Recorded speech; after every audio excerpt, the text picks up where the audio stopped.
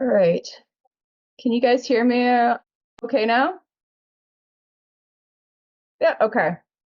So the question is going to be, one, I have to listen to my own fucking voice through this whole thing. And two, whether or not it's going to be duplicated when I share this. So I'm not one of those people that loves listening to my own voice. Just going to say. Okay, let me see if I can. Wish that I could fucking mute this. All right. Let's let everybody in. Okay, I'm gonna try something. You guys get to be my guinea pigs. I'm gonna mute what I hear, and you guys let me know if you still hear me. Can you tell me to do that? Let me know. Okay, can you still hear me? You can? Okay, thank you guys so much. You're amazing. Because if I had to listen to my own voice for this whole thing, we'd all be in trouble. We really would. The echo would kill us all. All right. Okay. So just gonna make sure everybody's able to get in. Actually, only.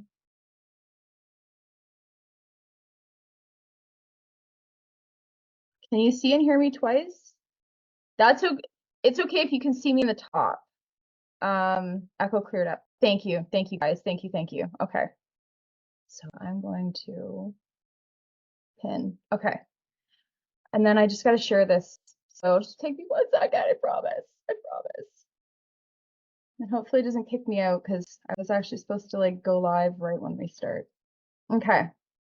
So hopefully everybody can see and hear okay. And if you are watching this on Facebook or YouTube, I would love just the thumbs up, because in my crazy brain, I was like, let's just stream it to more than one place. But then I forgot why I don't do that, because I lose my mind. But hopefully this all works out okay. All right, don't need that. Okay, so. All right, guys, welcome to the ADHD and astrology webinar. I apologize for it taking me a couple of minutes to get us all set up. I'm actually using Ecamm, and it has the ability to use Zoom now, which gives you much better quality. But then it's got like 16 different screens I'm looking at, and I'm not exactly the most tech-savvy person. Okay, so I'm just going to make sure that I can share this. Just quickly, thank you guys for your patience. Everybody in the Mystic Entrepreneur is like, what is happening? Where are they? Why isn't it starting? Okay, so that should be, and this is all due to Facebook not allowing us to live stream in groups directly anymore. So, okay, I'm just gonna make sure that I've got us all in here and we're all good. Everybody ready to dive in today? We good? We good? We good? We good? Good. I know, right? Facebook is like intentionally capsizing their own ship, I think. I really do. When you make it really hard to use the platform and it's easier to use other ones, people tend to do that. They tend to leave.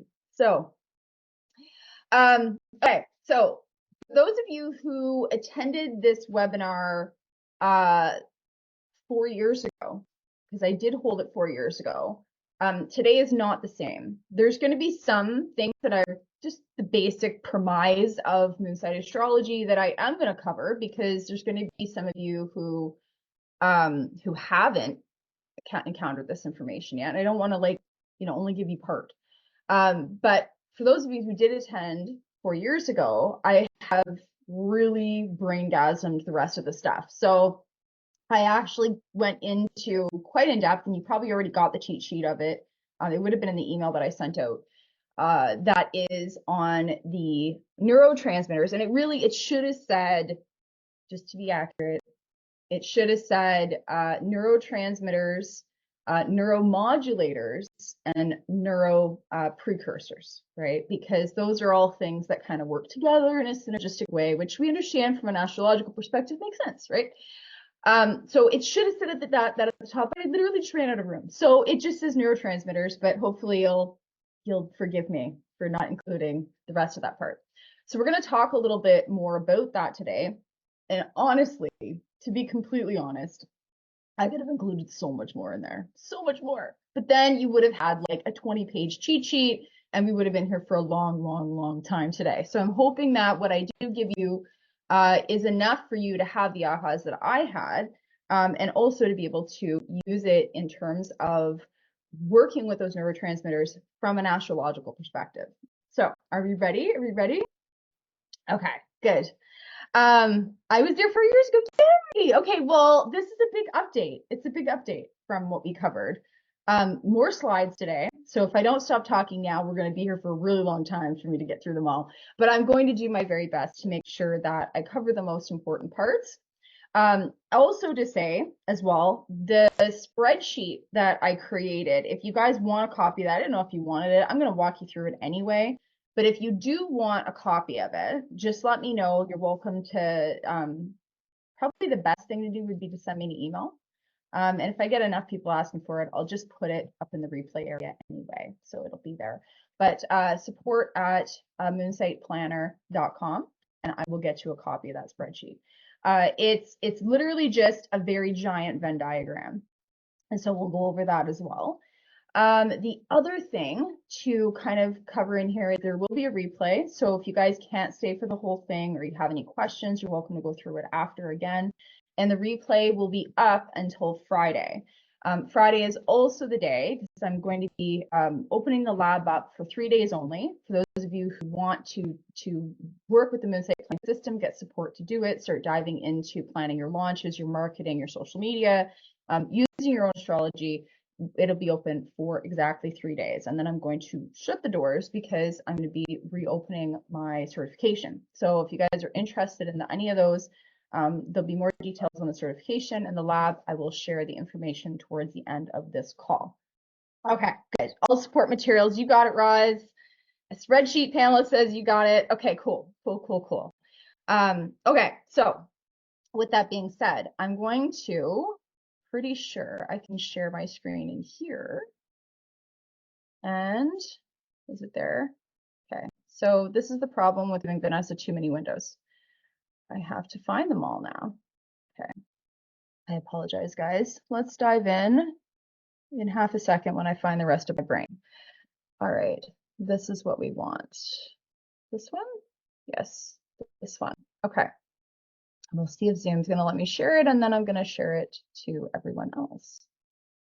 Okay. This one.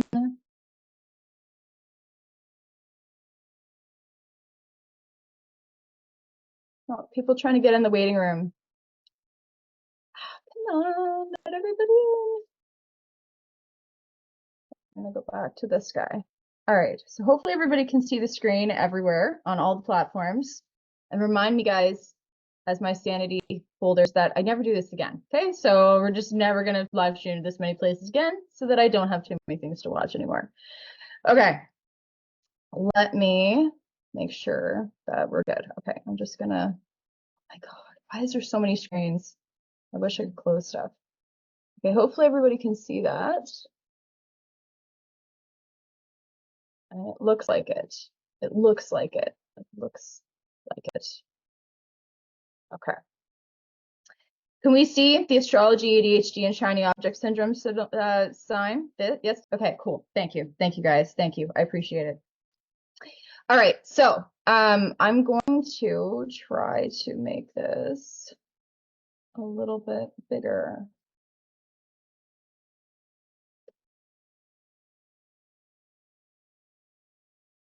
Hopefully you guys can all see that too. It's coming. It's really coming. Okay. All right. So let's dive in. So the biggest thing to keep in mind with the reason why you're probably most of you are here, why I'm here and why I got here and how we all probably got here, is that stats show 72% of entrepreneurs struggle with mental and emotional wellness, and at least 49% of them have at least one mental health challenge, such as ADD, ADHD, bipolar disorder, ASD, addiction, depression, or anxiety. Now, we're going to get into a little bit of a hypothesis of why this is. I already hinted at it a little bit in the email that I sent out. But the key thing to keep in mind is that even if you do not have ADHD, being an entrepreneur means that your brain is going to work differently, right? So studies have shown all the way from Harvard Business School and to MIT showing that entrepreneurs only make up about 12% of the population, right? And that's not 78% because I can't do math. So just an FYI, that's 88%. There we go. That we already operate differently than 88% of the population. So that's a pretty big deal. And so it is why you're always going to kind of push the limits. It's always why you're going to challenge the status quo. It's probably why you haven't been able to stick with the 9 to 5. And then the traditional aspect of, you know, that linear success path, we've kind of done a lot of detours, right? We're going to move around a lot. And what looks like success to some does not look like success to us, right? Staying steady in a 9 to 5 for 25 years is not success to you, right? So our definitions of success are going to look different. Our what gives us those hits at a brain level is also going to operate differently. And this is a really neat brain scan of a non-ADHD brain and an ADHD brain, right? And we can go, well, there's so much less, you know, that aura ring that's around it, but look at all the other stuff that's really lit up in the center, right? It's almost like super condensed, which I think is kind of an interesting thing. All right, so the worst part is that we think that we're the problem, right? And this is really structured because of how society tends to operate. They like worker bees. They like people who will steadily stick to a 9 to 5 and, you know, do what they're told and all that stuff.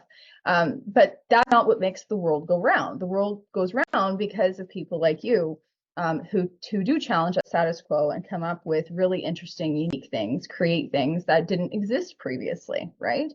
And that is that creativity brain. And I actually have another statistic, which I didn't include in here, but I thought it was really interesting. Most kids, like 80 plus percent of kids, when they first enter grade school, are super creative. Like the right side of the brain that is operating is very, very high. And by the time they get out, it's like less than 10%. Less than 10% of kids on the outside of the school system actually think creatively anymore. So you were one of the survivors, and I really, really want to applaud you for that, because that's a big freaking deal, right? To have gone through a system that was really set up to make you kind of a structured automaton. You made it through, and you're still here, and you're still looking to do things in your own way. So it didn't burst it out of you, right? And of the actual population, only 2%, just a little over 2%, are actually creative thinkers. Just 2. So pretty fascinating. All right, so who here can relate to this, right? Let's talk a little bit about some of these symptoms that tends to show up with what we're going to call ADHD or ADD-like traits, right? Which really the question begs is, are we diagnosing something else, right? Okay, so have you ever had the experience of being revved up about a project only to be hit by a random wave of sadness or deflation out of nowhere, right? Leaving you wondering what's happened. Sometimes it lasts a couple of days, right? And then ultimately it really just ends up sabotaging your projects or your goals.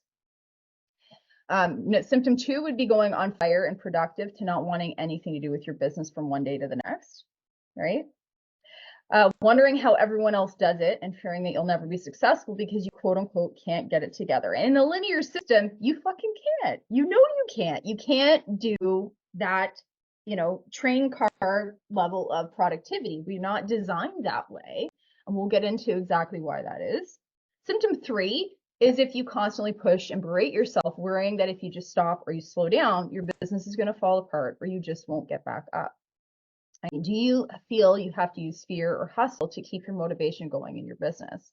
This is a big one, and we'll talk a little bit as well about why this actually naturally changes. It's actually a natural mechanism, because it's almost like if you had a good example of this is I had a juicer I was using. I was putting carrots through it, really making it work, right? And at one point in time, the juicer was like, "Fuck you, not gonna work anymore," and it just shut off, right? And I couldn't figure out, I was like, man, I think I broke it.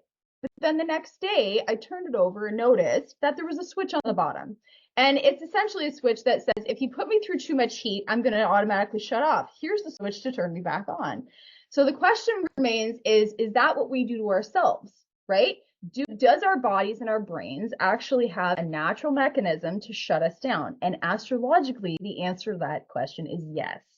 Right? And that's usually when we start to find it really drop off, motivation drops off. There's actually nothing wrong. It's literally the reset switch that says, hey, you're going to burn yourself out. We got to slow this down a little bit, and then you got to build in more sustainability for yourself, right?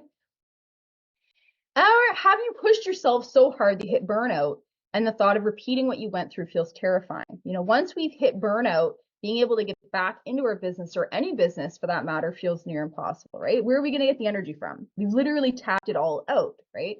And so there is a natural resistance at a body level that says, yeah, I'm not doing that again, right?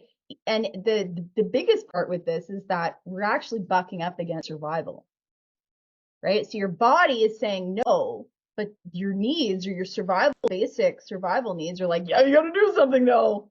And so what happens, right? What happens when we're at that war inside of ourselves, right? And we're going to also talk about that from an astrological perspective, right? So question is, does this sound familiar to you? Let me know, because it was definitely familiar for me. And it was, in fact, it was my life for years. Well, I hadn't actually updated a lot of these pictures because who has time? I got 4 kids. I'm not taking glamour shots. Although those were pretty cool back in the 80s, weren't they, guys? The truth behind the jest is that from the outside, this picture looks really happy. And had you been looking at my business from the outside, you would have seen me doing, quote unquote, all the right things, right? This picture was actually taken. My daughter in this picture was 2, and she's going to be 10. So 8 years ago, right? I was posting to social media, consistently putting out offers as much as I could, right? But inside, it was a whole other story going on, right? I was going from those emotional ups and downs where I'd get really excited about something, I'd go to put it out, but I would start to lose momentum really, really quickly. And I remember lots of conversations with my husband with that next big idea that I had, and telling him, and the look on his face, like he was super supportive. And yet, when you're with somebody enough and that happens, there's a thing in the back of the mind that's like, how long is this going to last? A couple days? I don't know. And you know, it is incredibly challenging, one, because you know that inside yourself too. You know that you're not like built to kind of go from A to B and spend 5 years doing it. You're just not.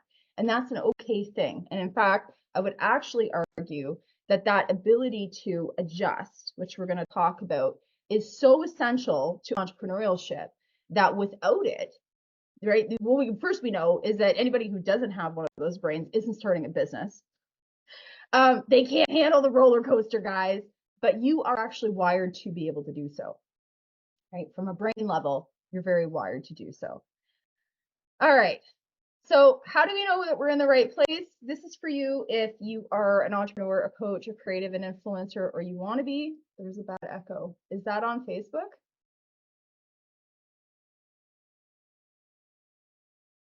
I think it's gone now. I think I fixed it. Can you check it for me? Yeah, and YouTube? It's still there on YouTube? That goes. Sorry guys, if you heard me twice, I really do apologize. This is for you if you are at the point where you're done blaming yourself, or hustling to death, or burning out, or sacrificing sanity and fulfillment for the sake of work or making money, or just treading water, which is a big one. And this is for you if you tried all the other productivity hacks, and apps, only to be completely and utterly disappointed. Because here's the thing, it's not the system, right? It's not about the system. If the system is linear and we're not, then we're going to drop the system probably pretty quickly, right? Because it just stops working. The system has to be adaptable. And this is for you if you are looking to get a personalized, easy to follow system, one that is actually built around you. So it's your system, not my system, not anybody else's system, that's going to cater to your rhythms, interests, skills, and leverages them. All right. So really old picture, because I sure as hell am not that skinny anymore. I am not your usual boring, snooze-inducing astrologer, right? I'm not here to give you a bunch of astrological jargon or talk about things that don't make any sense. I'm here to talk to you about cycles and the repeating of those cycles and what those look like at a business level. Okay, I'm also not somebody who's going to feed you a mountain full of bull crap, right? So what I'm holding in my hand is actually not poop, FYI. It's a box of melted milk duds. And I was joking with my husband because we went to one of our few date nights at a movie theater before I had my fourth kid, that my son would probably still eat it, even though it looked like poop because it was chocolate. So the thing that we want to kind of keep in mind here is that we are going to have an approach today that's not your conventional hodgy-podgy, stodgy astrology focus. It's also not somebody, I don't have any Lambos and stuff in the back that I'm going to be showing you guys today. I'm really just your average person, just like you, who's trying to not drown. Okay. And there's going to be periods, no matter how good the system is, where things get really intense, right? From an astrological perspective, those can be significant transits in your life, and they're going to happen no matter what, no matter how great you refine what you have, they're going to happen. The goal here today is to support you through it no matter what's happening, right? Okay. So if you know me, you know that I love all things astrology and brains because they're both infinitely fascinating and they hold the key to us understanding ourselves and reaching our goals while also keeping our sanity. All right, so what I'm going to talk to you about today, it's not in textbooks. It's kind of, I would say, probably 50% hypothetical when we get into the neurotransmitters. They exist, they work together, they're compatible. From an astrological and medical astrology perspective, they do exist and they have been studied, but not a lot. Oddly enough, not a lot. I have a lot of medical astrology books and it's not in there. So what we are going to be talking about is a little bit of a different approach, not only to neurotransmitters and ADD or ADHD and entrepreneurship, but also a different approach to astrology because it has to change to adapt, especially because we're coming up on a new cycle entirely. Echo on Facebook and YouTube. Can you do me a favor? Can you post the link on Facebook and YouTube and tell them to come to Zoom, please? That's the only place that it appears to not be echoing. Sorry, guys, if you're hearing an echo, I do apologize. I don't know how to fix it. I really don't. I'm not that techie. Okay, sorry, I apologize. We're gonna wind this up a little bit. The reason that we're here today and the reason that I did this is because I wanted to understand from an astrological level what I was experiencing at a brain level, right? Why some things work at certain times and why they don't at others. Why this system is something that we can actually track, right? If it's neurotransmitters only, could we track it? Right? Your circumstances, your stress level, all that stuff is going to change. You probably couldn't 100% track it all the time. But from an astrological perspective, you can, right? And we're going to get into why those cycles do repeat and what the hell they have to do with neurotransmitters. But the tie to them is really, really fascinating. And I do hope that when we really get into it today, that you're going to walk away with something that also has you having a little bit of a braingasm and also a system to kind of work through it a little bit better. Okay, so let's just talk a little bit quickly about dropping a jumbo truth bomb, right?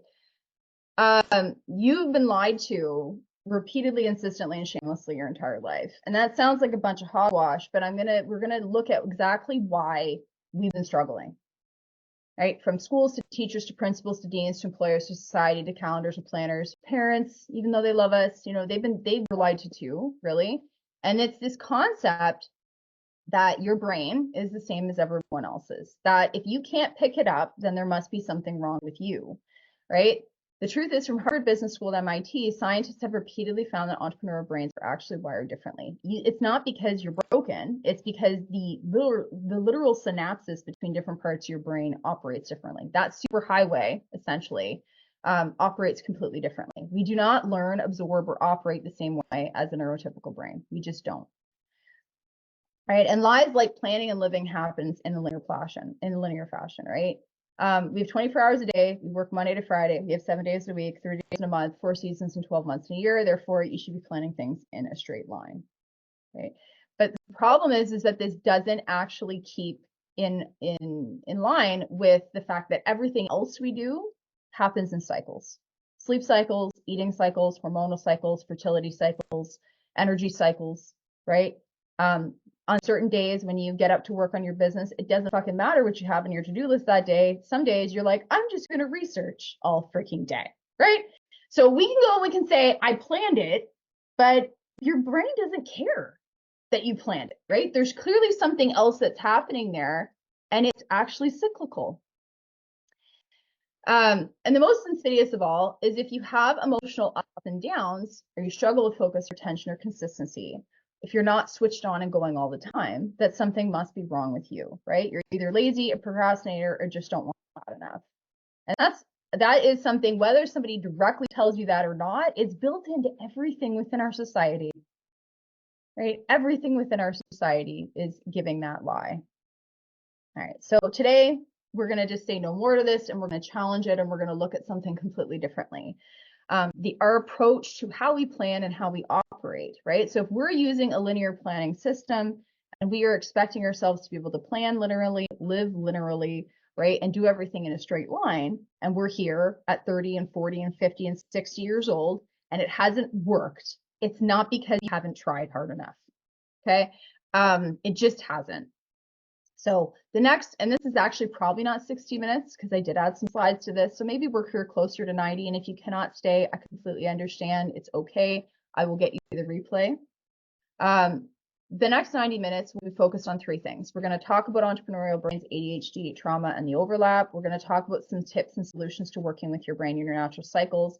And we're going to give you the keys to the kingdom. I'm also in there going to build out a little bit more on neurotransmitters because they're fascinating and they can also be astrological. What causes this overwhelm and this shiny object syndrome, right? We often wait for clarity before acting, but that's not how clarity actually works. It's through choice and action that clarity is going to come. We often wait till we feel like it. We believe that if it was meant to be, then it would be clear, or we're waiting for a purpose to make itself apparent rather than going out and creating that purpose. We are afraid to make a decision out of fear of choosing the wrong thing, but by not choosing, we're losing all opportunities because there technically is no wrong thing. Your brains like to trick us that way. We convince ourselves that it's difficult. We don't work according to how our brains actually thrive. And this is definitely not something we were taught in schools because they had to keep things linearly because they had 30-something kids to teach in there, right? So they're definitely not going to be like, well, you need a little bit of a different stimulus, or today we're going to study this because that's where we're at, right? What's happening here? Oh, there we go. Your genius brain. Entrepreneurial brains are different, as we mentioned, 12.3% of the population. So society is not going to be set up for you to thrive. Its structures are actually not there for you at all. They were not built for you. It's set up for mainstream thinking. It's set up for the worker bee, right? So we aren't given any advantages. We have 0 advantages. In fact, we're kind of probably in the negative. And so we need to understand for ourselves how to think, plan, set goals, and create within a completely different system, right? So not only the system that you need to use for yourself, but then how does that system interact with the other system, right? It needs to be geared to not only how you work, but it also needs to be geared in a way that is sustainable. Okay, so recap, entrepreneur brain is different, right? And that's okay. So the same challenges that occur in brains due to trauma also occurs in ADD or ADHD brains, right? So if 72% of entrepreneurs have ADD or similar tendencies, then it can be helpful to understand how to work with this type of brain rather than trying to force a square peg through a round hole. The other interesting thing is studies have found that a brain of a person with ADD or ADHD may have a smaller than average prefrontal cortex. And this is the part of the brain that actually regulates planning, evaluating, delaying gratification, focusing, and doing more than one thing at a time, right? They've also found that the connection between the prefrontal cortex and the dopamine receptors, which is the brain's ability to get motivated and get pleasure or reward out of its accomplishments, is also not very efficient in ADHD brains, right? Thus, the hit or the sense of reward for accomplishing things can be interrupted. or it can stop altogether, right? If the point of taking action to the point of achievement is too long. In ADHD brains, the limbic system, which is the primitive part of our brains that perceives threats and triggers like fight, flight, or freeze, is also very overactive, right? And we're going to get into this because this is really interesting. And just remember that I said this, that the hustle energy that we start everything with, and that push through energy, that survival energy, we're always kind of swinging between those two, right? It's either hustle, I'm so excited, I'm capable, I can do this, or it's the other side of like, holy shit, I'm gonna drown, I have to make this work, I need cash, right?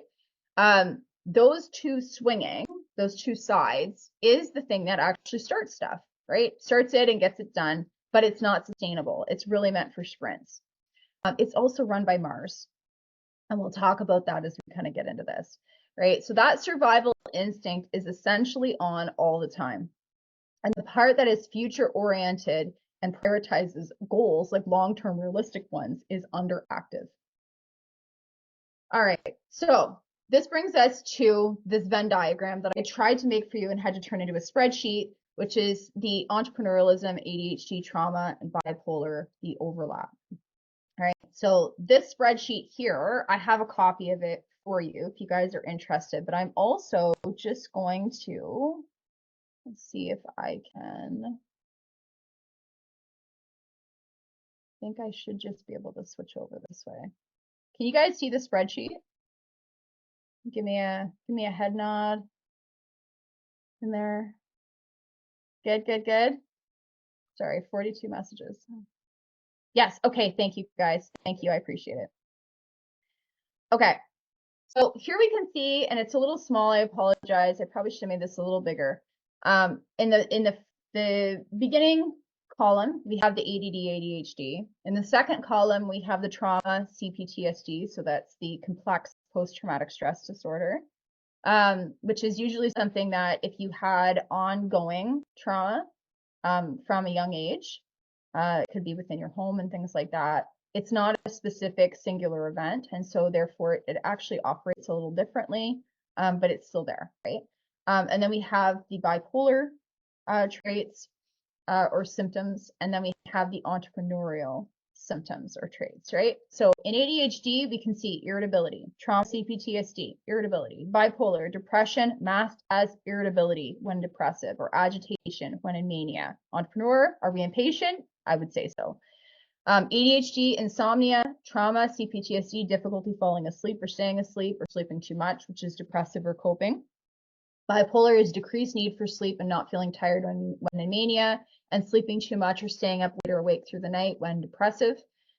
Entrepreneur is sacrificing sleep for work. Mind is always running and may create sleep issues. We have impulsivity under ADHD, problems with impulse control, impulsivity under mania, and tendency towards impulsivity or seen as impulsive by the outside world and the entrepreneurial traits. Talkativeness, I don't know, most entrepreneurs tend to make their money by teaching, so I kind of left it blank, but it's there. Trauma, CPTSD, there can also be social anxiety, trouble with articulating emotions, memories, thoughts, problems with relationship boundaries, bipolar, talking fast with racing thoughts, or pressured speech, or one-way conversations under mania. ADHD can bring about aggression. Trauma, CPTSD can bring about outbursts of anger and occasional impulsive aggression or reenactments. And actually, we're going to talk a little bit about that today, because that can be something that is brought about by what we call too much oxytocin. And there's an interesting device that we're always having in our hand that actually triggers oxytocin. So what happens when someone implies for you to get off your phone? Do you get angry at them? Is it the first impulse? It is the interruption of oxytocin. We are actually creating bonding with our phones, which is really insane.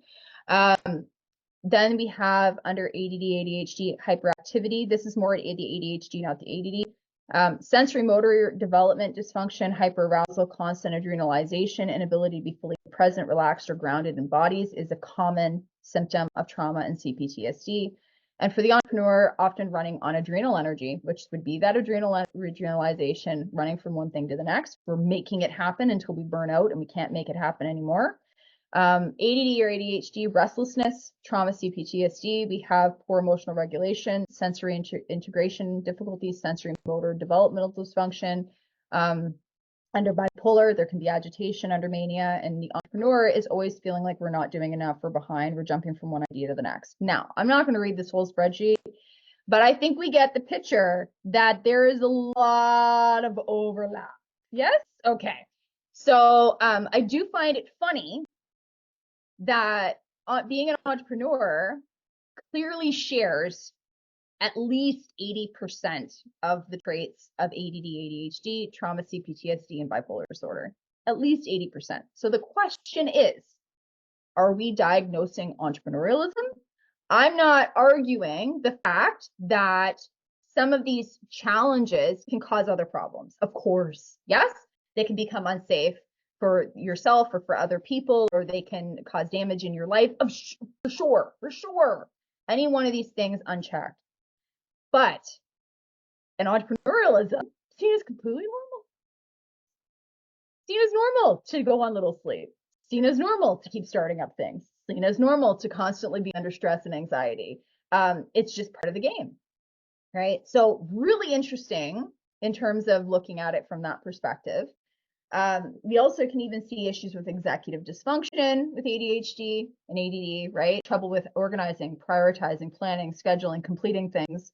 CPTSD and trauma. So if you had challenging upbringing or an event, right, that impairs executive function, including planning, judgment, initiation, use of materials, difficulty completing tasks. We can see that here with bipolar. And obviously, as an entrepreneur, how often do you jump from thing to thing? How often do things actually get 100% completed? And here again, the thing, the more sensitive you are to cycles and to natural cycles, astrological cycles, this is actually normal. It's only because we drop it because we don't understand that it's normal, though. That's where it comes in, right? So we stop projects because we think we've lost the momentum behind them, but the momentum is actually changed. And that is part of that cyclical change that we're going to get into. Okay. So let's dive back over into these slides. Okay. All right. And as I said, are we diagnosing entrepreneurship, which we already got into? Okay. So, as I mentioned, 12.3% of the population is made up of entrepreneurs. Reports estimate that anywhere between 5 to 8% of school-age kids have ADHD. And we already talked about this, the statistic I gave you in the beginning, right? If you got kids going in around 80+% creative thinkers, and by the end, you have less than 10% coming out as creative thinkers, I don't think the kids are the problem in terms of ADD or ADHD in the classroom. I think they don't like it that those kids haven't caved. And as I mentioned, the 5 to 8%, CDC is always underestimating stuff. It's just part of the process of doing statistics. It happens. But CDC now actually puts that at 11%. I think that's about accurate, right? That's the percentage of kids that didn't get completely broken coming out of the system. During their lifetimes, 12.9% of men are going to be diagnosed with attention disorder. 4.9% of women will be diagnosed. Question is it because it presents differently? Is the number a coincidence? CDC estimates that 11% of the population has ADHD and 12.3% of the population is made up of entrepreneurs. I don't think it's a coincidence, but here we are. Okay, so we're going to dive a little bit into fight or flight response, just a little bit, just because it's very helpful. And it also tends to be highly overactive as an entrepreneur, which what we do want to understand a little bit about fight or flight is that it's going to shut down the parts of the brain that can assess long-term consequences, right? It interrupts it. So or deactivates it, really. And this is actually a neurotransmitter thing because they're competing with each other. We have neurotransmitters that compete with each other. Your brain is actually wired to fire more with certain neurotransmitters than others. And if they're competing with each other in terms of locks and keys, which one do you think gets there first? Just saying. So fight or flight in the brain, number one is crisis. If we feel threatened, at risk, or the urge that something needs to change, there are over 1,000 chemical reactions produced in the body that mobilize the limbs and muscles with huge surges of energy to help you attack the situation, right? Physical energy, body is inundated with adrenal energy in order to fight or flight, to take action and remedy the problem, even though it's not all problems, right? Even though not all problems or threats are physical. There we go, sorry.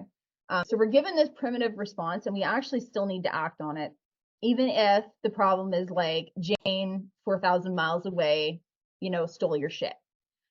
She's not in your face. She's not stealing your food, but she might as well literally be. And you have the same instinct that's going to happen. 3 is stress. If nothing is done when this adrenaline starts, the levels will only increase, creating more stress and eventually distress and a lack of control, which is what triggers confusion and overwhelm.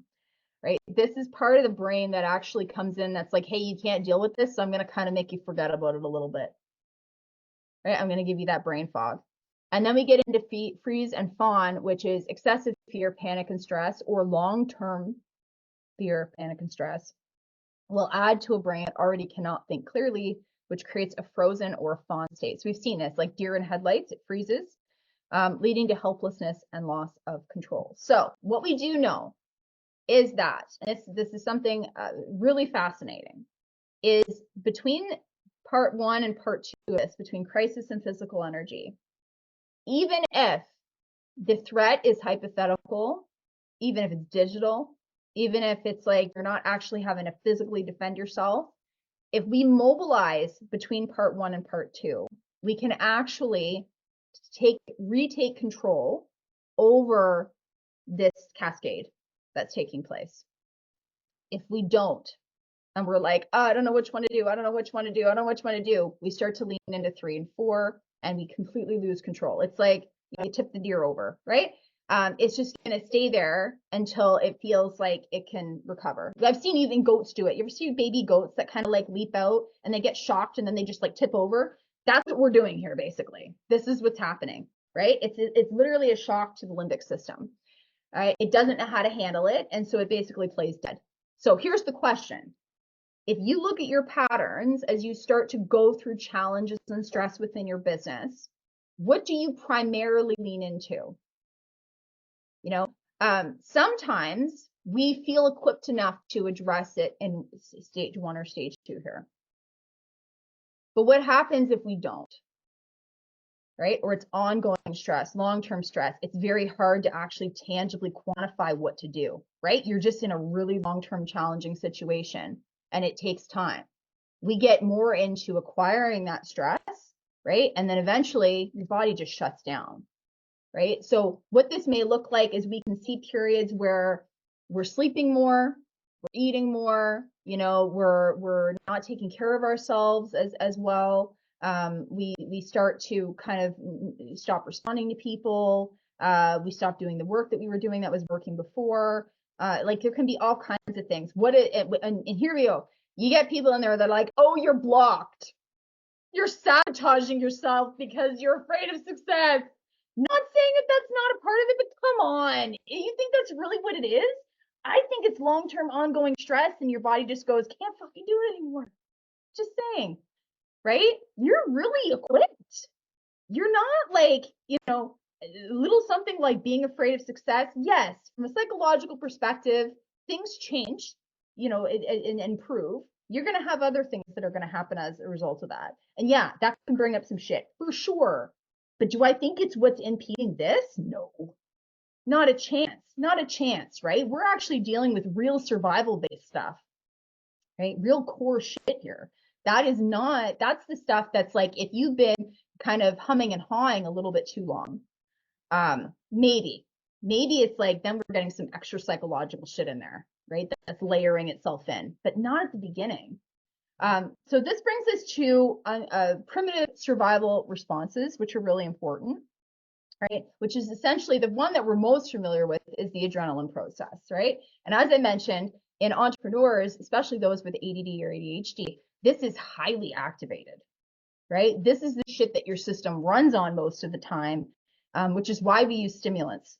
We use caffeine and sugars and things like that because That's where the wiring to the brain is going. It's the quickest food source for a brain that is wired that way, right? It's not the healthiest, right? And it's definitely not the one that's going to get you out of survival, but hey, it fucking functions for as long as it functions, right? So we're going to lean into that a little bit more than we are with some of the other ones. So first stage is adrenaline. And the first thing to keep in mind is that adrenaline is actually an action hormone. And the challenge here that we get in is if we're like, I could do this. This is a really great idea. But what if I could do that? But what if I could do this other thing? And we start to, in that survival mode, because we have these brains with multi-potentiality, right? They can see all kinds of possible potential directions. We have no shortage of ideas, yes? But in the beginning stage, especially when you have that fear or that survival stuff that's coming in, the action hormone says, I have to do something. If there's too many choices, we shut down and do nothing, right? Which then brings us into the rest of that cycle that we just looked at, right? Where that stress acquires because, I should be doing something. I should be doing something. And we just kind of like give up. So if we look at this and understand, first of all, this cascade is running anyway, whether it's the most efficient, whether it's the healthiest for you. I'm not even gonna get into that. We'll talk about that as we go through it. But let's just say you understand this. You understand this, you know this, you've worked with this many a times, yes? It's like second nature to you. If we know in the beginning that adrenaline hit is an action hormone and we actually do something, right? It's one of those things, if I'm stressed, I'll clean my fucking house, okay? I'm also a Virgo and I took full ownership of the fact that I'm a little neurotic, but here's the thing to keep in mind. The physical labor of cleaning burns adrenaline. And once you get through that initial piece, you can think clearer, right? So go physically do something, lift some shit, go work out at the gym, punch a punching bag, move the adrenaline out of the body, even if you're moving your legs. Like, I don't care. Get up, dance, put on some 80s music, some Cyndi Lauper, do some shit around the house, and you're going to cascade through this and not have it start to have the disastrous effects that it does, right? That brings in that general the adaptation syndrome, right? Which is triggered to help you manage that threat or crisis, right? That adaptation, quickly changing things. And we think that changing our minds is a problem. No, it's the general adaptation syndrome. It's the second part of the cascade, right? That's why we're like, oh, all these possibilities, right?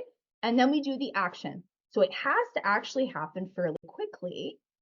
The first thing to do with the movement is at least it reduces it. It's actually going to kick off things like serotonin. It's going to kick off some stuff like dopamine. You're going to start to feel a little better. And it's not just 100% adrenaline, which is great, right?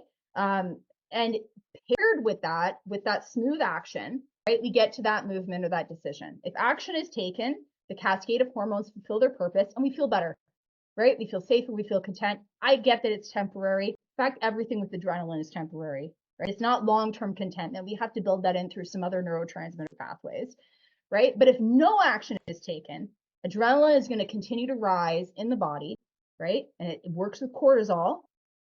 And eventually it leads to distress, overwhelm, panic. And if it keeps going, it's the freeze, right? Now, here's the piece. Depending on how long you've been in this state, you might already be kind of in a weird freeze state, right? Where things are not happening. And so that's important, right? To just kind of be aware of. And the way to get out of that is literally small micro actions. All right. So we've gotten through that adrenaline process. It's an action hormone, which means you need to do something. And if you do something, you're going to work with that cascade rather than have it work against you. All right, so some ADHD brain hacks. There are ways to override our fight or flight responses and actually use them to our benefit. And given the fact that we know, right, the certain part of the brain that actually controls fight or flight is more highly built in an ADD or ADHD or entrepreneur brain, right? So here's some quick brain body tricks that can immediately shift, overwhelm, and focus it. All right. Okay. So noise and sound. Do you need, these are questions to ask yourself, really. Do you need sounds, right, when you are feeling stressed, do you need something that's calming? Do you need bird sounds? Do you need to go for a walk and just listen to the sounds in your neighborhood? Do you like absolute quiet? Do you like a certain specific high tempo beat, right? Those are going to be something for you to look into, and it can change. It may not stay the same all the time, right? Do you like to tune out your environment, that you listen to music because it distracts you from those 10 million thoughts that you have? It also helps you to focus the ones you need to do something with, right? So if our brains are really busy, and they do grasp on those multiple potential stuff, sometimes focus noise is enough to pull the distraction stuff away and highlight the ones that you do want to go with, right? There's a lot of shit going on in the brain. Food, taste, and smell.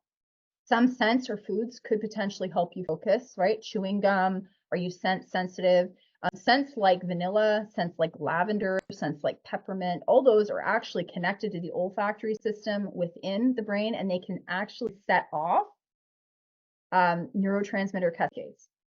So if you're actually lacking in some of that stuff, it can do it. And I'll in the that PDF that I sent you, there's a mention of some of them. Clothing your body position. Does your body have to be in a certain position, sitting on a couch, wearing a heavy blanket? Do you have to move your body while you work? Right? Do you have to get up and do certain, dance breaks? Those are types of things that are actually going to bring it back into center, right? Because it sounds ridiculous, but if I get up halfway through and I put on some music, or I'm listening to some music that's got me going as I've been in there for like 4 hours doing something that's taken a lot longer than I planned, it actually initiates neurocascades. It's amazing. It's amazing. It's the quickest, cheapest hack that you can do, right? In the place that you're in, maybe working not in your office, working in a coffee shop, maybe going to sit on a park bench, maybe taking your phone and recording, like walking and recording out your ideas and transcribing them. Anything can help to kind of put us back into a different state. Some sensory aids could be things like headphones. Noise canceling headphones are my lifesaver. They're the best. I don't even use the noise canceling part, but if they're really good, you don't need it. Or earbuds, Loop. Sometimes those ones are good. There's another one that's Flare is another one. They just sit in your ear and they tone the noise down. You can still hear stuff, but they bring it down. Choosing if you like white noise or upbeat music or calm music or whatever. Slippers, socks, or blankets, right? Sometimes feeling the weight of something on the body can help us feel calmer. Food or oral stimulation, so chewing gum, eating nuts. You'll see people chew their pens, right? And I understand that there's crossovers in there that I didn't get into with like ASD, autism spectrum, right? Different crossover, like that spreadsheet would have been massive. Having a high protein snack or cup of coffee, right? So coffee, it can be a good stimulant in moderation. Something that stimulates the senses can provide a distraction to the brains to help focus. Choosing your environment, figuring out scents could be like burning a candle, essential oils, the smell of coffee, and fidgeting and movement, right? Fidget devices, dancing, full body or in your seat, exercising, kickboxing, going for a walk, like getting that motor input. And it's interesting because a lot of these neurotransmitters, which I really couldn't get into putting on that sheet because it just wouldn't all fit. But a lot of these neurotransmitters, they're actually connected to physical body movement, right? Specifically the ones that an ACE type choline, I'm probably totally mispronouncing that one. Those ones, which we'll get into, they're actually physical motor input, right? So they're the ones that allow you to have smooth motion when walking. Interestingly enough, that's also the stuff that helps you to focus and gets you to think, right? To be able to hyper focus on a specific area, to solve problems, to absorb information and learn. So the walking connection to that is really interesting. Just putting it out there. Some more sensory aids could be like turning off tech. Facebook newsfeed eradicator is a really good one. Feedless is another one. Turning off your phone, turning off notifications so that you're not constantly getting those badges that come up on your phone or your phone vibrates or whatever. Pomodoros or timers, right? Because our brains actually get a dopamine hit trying to beat the clock. right? So you're actually working with some of these neural cascades that are already there. Rewards, right? Our reward circuitry is often stunted or weak. And what this essentially means is in most cases, it's not that it's not there. It's just that it's shorter. So someone who is not neurodiverse, right, their reward, they can start off on something and they can wait a year or 6 months or 3 months or whatever to get the reward of that. And they can still keep going, right? But you can't. So your reward center, it's almost like we kind of get, a little bit in and it just drops off. So what we can actually do is we can build in stuff. We can build in micro rewards. It may not be the bigger goal you're going for, but it literally breadcrumbs it along the way, right? It adds the little micro rewards. It could be chocolate, it could be Starbucks, it could be buying yourself something, it could be getting up and going, making yourself a tea halfway through your work break or whatever. It doesn't have to be fancy, right? For example, if I complete this in 4 Pomodoros, right? Those four timers, 25-minute timers, I'm going to reward myself with this. All right. If I complete this sales page within the next day, and you're still going to work in micro rewards in there, then I'm going to go and get myself a massage, like that type of stuff, right? Breaking down tasks. This is one of the hardest parts. We notice that executive function, which is the ability to plan and organize and assess time, is impaired, right? Both from entrepreneurs to those with ADD or ADHD, for trauma and CPTSD, and for even bipolar disorder.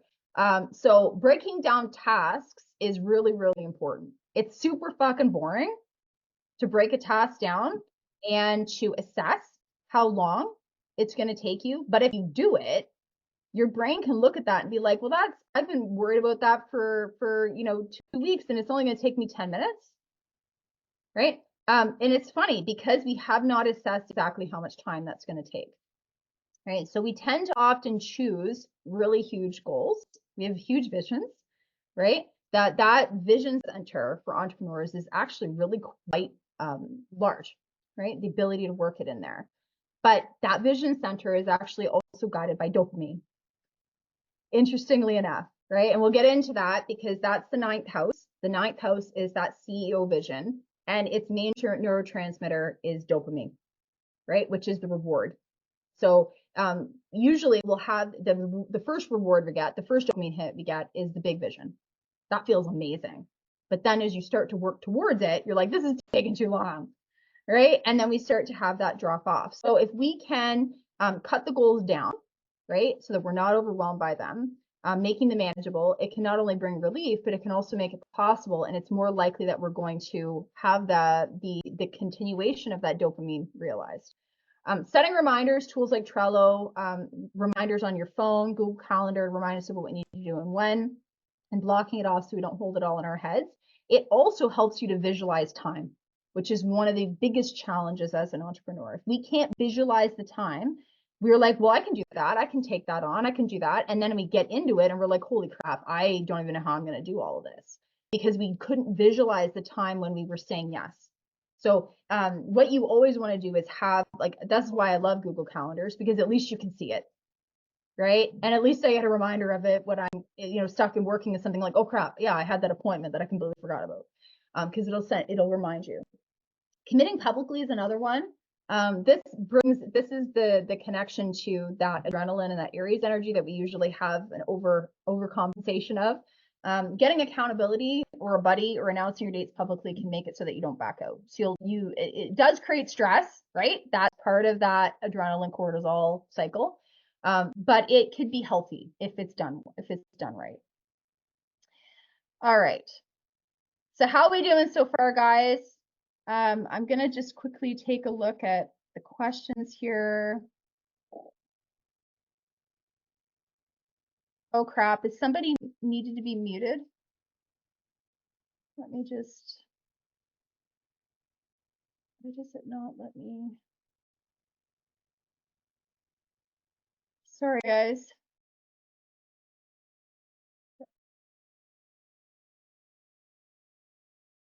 Okay. Can you guys still hear me okay? Let me know. Sorry. Aries rising, Jupiter in Aries, 12th house. Oh yeah. That Jupiter is all about that dopamine, guys. That Jupiter is all about that dopamine. Okay. I'm still alive. Good. Thank you. I did mute her. I apologize. I couldn't hear it because I'd mute myself. Thank you. My Mars is conjunct, Mars conjunct Jupiter. Yeah, that'll do it. What do you mean dopamine hit and poor impulse control all in one? No worries, Vivian. I got it all. Okay. All right. So needing these weird things about ourselves is actually a need. So I do want to give full permission here that when we start to notice these things about ourselves and how things work, it's actually a need, right? So it's coming up, it's repeatedly coming up, not because we're strange, not because we have this like little weird thing that we do. It's actually meeting some neuro need within you, right? And we can get even into the chart stuff because the chart stuff is going to show where all that wiring is, but it's really, really fascinating when we can look at it from that perspective. All right. So now that we know this about ourselves, how do we plan with it, and what does it have to do with astrology, right? So we've been here for a while. I know I'm eventually getting to it. The first thing to keep in mind is that we have been using the wrong system and it's harming us, right? The system often looks like this. But if we're going to break these cycles, we first need to acknowledge what's not working or where we've bought into a system that in fact doesn't actually make anything better for us, right? It doesn't give us any real opportunity for change, right? And this method that we've been using, which looks a little something like this, it looks nice, right? It's like, oh yeah, you know, from a nervous system perspective, you're like, that's all I have to do. It's great. It's great. It's logical, it's clear, it's predictable, but in fact, it's actually not, right? It isn't taking into account the human element at all, right? We're not taking into account the fact that there's going to be ebbs and lows. We're not taking into the fact that on that day, you know, your kid got sick. It's not taking into the fact that on that day, no matter what you put on your to-do list, you can't do that thing. You just can't. You're focusing on something else. You keep distracting yourself. You keep jumping on Facebook. You keep going down rabbit holes. You're not actually doing the thing you put on your list, right? So it's important to understand that these detours, while they're annoying, are actually hidden needs. They're indication of hidden needs that we've repeatedly over and over again ignored. And if we understand that there's actually different types of productivity or different types of wells that we go to refill ourselves, then we stop shaming ourselves for those detours because we understand that it's actually a brain need and a body need, right? So the more that we try to follow something like this, usually what ends up happening is we become a casualty in it because there's nothing in there that says Dana's taking care of herself. Right? Or whatever. It never ever is that in there. And you won't prioritize it because by the time you're done at 6 o'clock, you're freaking exhausted. The whole day you've been fighting with yourself. You've been trying to bring yourself back to task, right? You've been feeling tapped out. You've not been feeling nourished, taken care of. You're resentful, right? So there's lots and lots of things that are happening in here that we're not seeing, even though it looks on the surface like it's perfect. And that brings us to the fact that what's actually really happening is this, right? So we can see here the moon kind of just ticking itself around. And it's no coincidence that the astrological chart looks like a clock, right? It has 12 houses, just like we would have, 1 to 12 on a clock. Each of those areas or hours, right, houses, is an area of life. And we're going to be more naturally focused on that particular area at that time. So when we know this ahead of time, and we know that, hey, when the moon is my 3rd house, I'm going to probably jump around from thing to thing. I'm going to want to do more research. It's really good for multitasking. On that day, we're not like marking in there, build out sales funnel. Because we already know that we're not going to be in a space to do it. And if we understand that it's a lunar need that's being met, right? A brain need that's being met, then we know that by replenishing it, it's not sabotage, and it refills our cup. And then we're able to actually move into the next thing. And we have a full gas tank, right? So if it's like, oh, I have to actually do a lot of writing, okay, well, third house is really great for research. Let me gather all my research. Fifth house is really good for design and figuring out what my graphics and my layout are going to be. Let's do that. Sixth house is really good for me going in and taking all that research and turning it into structured sentences on my sales page. Now, all of a sudden, we have a system. And we know that we're going to be in a space at a time to do it. And here's the thing. If all the way along the way, you've been listening to that, by the time you get to the sixth house, you're like, this is awesome. I'm excited to do this, right? I've already built it all up at the right time, in the right way, and I feel intact, 100%. Okay, and in between there, right, between the third and the fifth house, we had family time in there because that was fourth. You went in there, you did all the stuff with your family, you spent some time with your kids, you did all the domestic stuff, you filled all the family needs, and guess what? Now you get into the fifth house, and it's no longer distracting you anymore. Everybody's got their needs. They're not pulling on you. Mom, I need this, mom. And you're like, oh, to work. Right? It's actually a clock. Your cycles are a clock, and they will always tell you, just like this, what you need and when. Right? So the danger here of the wrong execution is that we tend to use adrenal energy. And as I mentioned, that adrenal energy, that cortex within our brain is already highly activated. We already know that we have a larger prefrontal cortex. And that part of the brain essentially is the part that controls fight or flight. So what does fight or flight run on? It runs on adrenaline with its cofactor of cortisol, right? And whether you know, I'm not a brain scientist, I'm going to screw some stuff up in here, but what I've learned in terms of the connections between this is really fascinating. If we know already that one of the fuels that we use is adrenaline, we also understand that that adrenaline is not the most efficient fuel. It's the fuel that kicks us into action when we need it. It's the fuel that will get things started. It's the fuel that will finish things. Right at the end, it comes in, or it does a couple little second wins along the way to get us through. Then we understand it's basically like the nitric oxide or the nitrous gas, you know, that you would boost a car with, right? As you're getting through, you need to pick up just a little bit of speed for a fraction of a second, and that's what that's for. But in order to be able to make it through, you have to have a well-oiled machine, right? That is had its oil changes and all that stuff all the way through, right?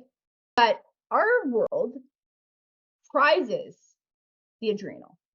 It prizes big, firm accomplishment, right? Where people have hustle and they created this whatever, this massive mega thing. They had this huge launch. They had this big business. They grew it from, you know, nothing to however much in a very short period of time over and over again. That's what we elevate in the entrepreneurial space, right? This is what it looks like. Now we can, you know, I'm not a trader, but this is a pretty good indication of what we go through, right? We have that hustle, then we drop and we burn out, and then we slowly build it up again. And this doesn't take quite as long in the first couple of years of business. I want you to imagine that this is year 0 to year 2 in business, about year 2.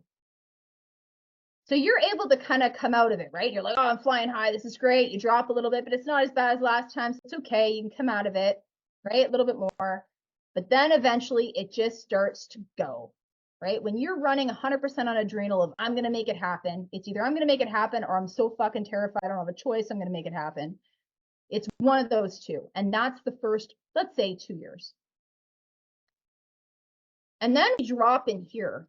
And this is the point. This is why you see people within 2 to 5 years, they don't have a business anymore because they've been using only the adrenal energy. And adrenal energy robs your body.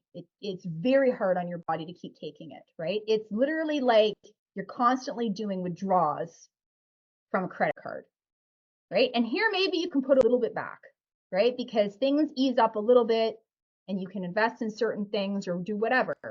And so this is almost the trick, this part. Because you're like, well, it wasn't so bad. This one wasn't so great, but look, I didn't drop below this line, because you're starting out higher, right? You're not starting out quite as depleted, but the longer it goes on, the system is more and more depleted. And then you have secondary burnout. And this burnout, maybe this takes a year to recover from. Where you're kind of coming back a little bit, but you're still not even coasting above this baseline, right? And then you drop again, and then you have to work even harder to get out. And then we do it again and again, and we know that this is coming. We know this is coming, right? And this is the fear that has us keeping it going. Because the longer this goes on, the more you have to lose, right? But really what's being lost is your health and your sanity, right? And your stability. Are we actually building anything in here? That's the other question. Because if it can crash and it can all go away, how sustainable was it to begin with? And the trick of it, it's almost like a gambling thing, right? And I'm not a gambler, but it's almost like that, because if we look at it, we can convince ourselves here that, yeah, you know what, I'll put the first 2 years in, and then after 2 years, it's going to get better, right? I can do this for 2 years. I'm building something. And then what we don't see is this fucking thing coming, where you're like, man, it's not worth it. Like, it's not worth it what I did. It's not paying me back. I don't even know if I want to do that. And what happens sometimes, in order to build this hustle back up, we actually start a new business. So how many times do you have people starting new businesses and starting another one within 2 years? Within 2 years, they change, right? 2 years, 18 months to 2 years, for sure, every time, over and over and over again. And that's their way to get them out of here, because they have to mentally psych themselves up to say, this time is different. What it could look like is this. Now, this is much more, it's a much smaller scale, right? This is the lunar energy cycle. And what you can see, it's actually a sine wave. All of nature actually operates this way, right? We could technically say, if we're not looking at days, we could say this is summer, this is fall, sorry. Let's start it again. This is spring, summer, fall, winter, right? Up and down, up and down. So this would be about 4 months for each one. But in the lunar cycle, it's actually 2.5 days. So every 2.5 days, we are moving from one element to another, right? And in between, we have something called void moons, and these are essentially little mini breaks. Yesterday and the day before, we actually had an incredibly long one. It started in Mountain Standard Time. I think it started around 9 a.m. on Sunday, and then it ended, I think, at 4 or 5 p.m. yesterday, right? It was a very long void moon, and those don't happen as often. Most void moons are a few minutes to an hour, maybe a couple hours, but they're going to happen about every 2.5 days. And essentially, they're an integration point. They're a reset period to prepare us to make the shift from one element to another. Which instead of elements, we can also say one type of energy to another, one type of mental focus to another, right? And this is also going around your chart, just like we saw with the clock, right? But what we're seeing here is this is built-in sustainability, right? We are always, if we're maintaining this and we're following this, there is no crashes. We don't notice nature crashing, right? Maybe there's interruptions, there's little challenges. There was a frost that wasn't expected. There was, a shortage of this particular migration of this bug this year, and that bird had a harder time. But we don't have nature crashes. It's gone on for millions and millions and millions of years, right? It adapts, yes, to various conditions, for sure, but it's constant and it's stable. And this is the energy that's available to you, especially at a lunar focus, but also at all astrological focuses. All astrological cycles are going to follow something like this. But the benefit of the moon is that we can feel it. It's faster. It is outside of the ascendant. It's the fastest astrological body we have, right? It's going to be making this movement every 2.5 days. Every 2.5 days, approximately, right? So what I want to show you is how working with the moon can not only change your life, but also finally help you to stop the burnout, the overwhelm, the holy shit, I'm productive. What the fuck happened? I want to cry and hide myself in bed cycle. That's going to be killing your mojo in your business. And this is not like, I know you've probably attended lots of webinars before where they're like, trust me, my system's the best. My system, this isn't my fucking system, guys. It's nature, okay? It's all we're talking about. Nature is far more intelligent than I am. All I've done here is simply modify it for business. That's all I'm doing, right? I'm taking what is really actually kind of an unnatural cycle, okay? Operating on devices all the time, communicating with people from, all kinds of time zones across the world, having to create product after product, content after content. It's not exactly the sanest thing, okay? So we're trying to take something that's actually not fucking sane, and we're trying to sanify it. And the best way to do that is to use a system that has already worked for millennia. That's all we're doing. And the goal of it essentially is just to help you understand yourself. If you understand yourself, you understand your own rhythm, you stop working against yourself. You stop trying to make yourself do something that you simply can't. No matter how well we do it. And sometimes we can get through it. We can, do that whole grin and bear it and push through it. But we saw what happens. The more that we do that, the less that we're left with in the end. It costs you every time you have to do that, right? So here's what no one's going to tell you. Secret number one is that it's not you, it's the moon, right? When we have these ups and downs, it's not because there's something that is broken within you, right? The movement of the moon has been linked to everything from mating to sleeping cycles to reproduction cycles of plants, animals, insects, and humans, not to mention the movement of ocean tides, right? Our bodies comprise 60% of water and our brains are 72%, right? Garrett's at 72% again. It's no surprise that we're going to be influenced by movements and cycles of the moon. Women understand this more than anybody else, right? That there's going to be ebbs and flows throughout a cycle, for sure. And when we look at the calendar system of nature, it's going to follow a lunisolar calendar, right? Not a linear one. And that linear one that we're looking at has only been around for about 400 years. We've been blaming our emotional, energetic, and mental focus changes on ourselves. But the moon can actually, if it can influence things like fertility and menstruation, as well as a series of other hormonal cascades in the body, it seems like it's a lot more likely that it's lunar than it's some flaw in you or in humanity. What you need to know about the moon is always going to move in the same predictable, repeatable fashion. It's going to have 8 phases, which are going to repeat in this order from new moon to waxing crescent, first quarter, waxing gibbous, full moon, waning gibbous, last quarter, waning crescent. Now, I have a whole thing on that about what each of those phases mean. They essentially are a project container. Let's just say that. They are the breakdown of a project. If for you, if you struggle with time management and you struggle with estimating, setting goals and milestones and dates for completion for yourself, the lunar cycle can be easily used as a project management timer, right? Because in those 8 phases, we can break down phase 1 of a project, right? We can break it down and say, okay, here I know I'm going to have my first challenge. Here I know is where I'm going to have to commit. Here's where I'm going to start to wrap things up and assess. And then I'm going to, am I going to repeat it? Am I going to keep going with this project? Does it need some changes? That process over and over again is going to repeat every single lunar cycle. They essentially represent the journey, and each moon is a sprint, right? It's going to show us the challenges and purpose of each phase. It also repeats the elements or zodiac signs it moves through in the exact same order every cycle, right? It moves through all 12 zodiac signs, all 4 elements, and all 12 houses of your chart every 28 to 29 days in that same order. We have 4 elements: fire, earth, air, and water, which we already talked about a little bit. I'm going to talk about that some more. And each of the zodiac signs fall under one of those 4 elements, right?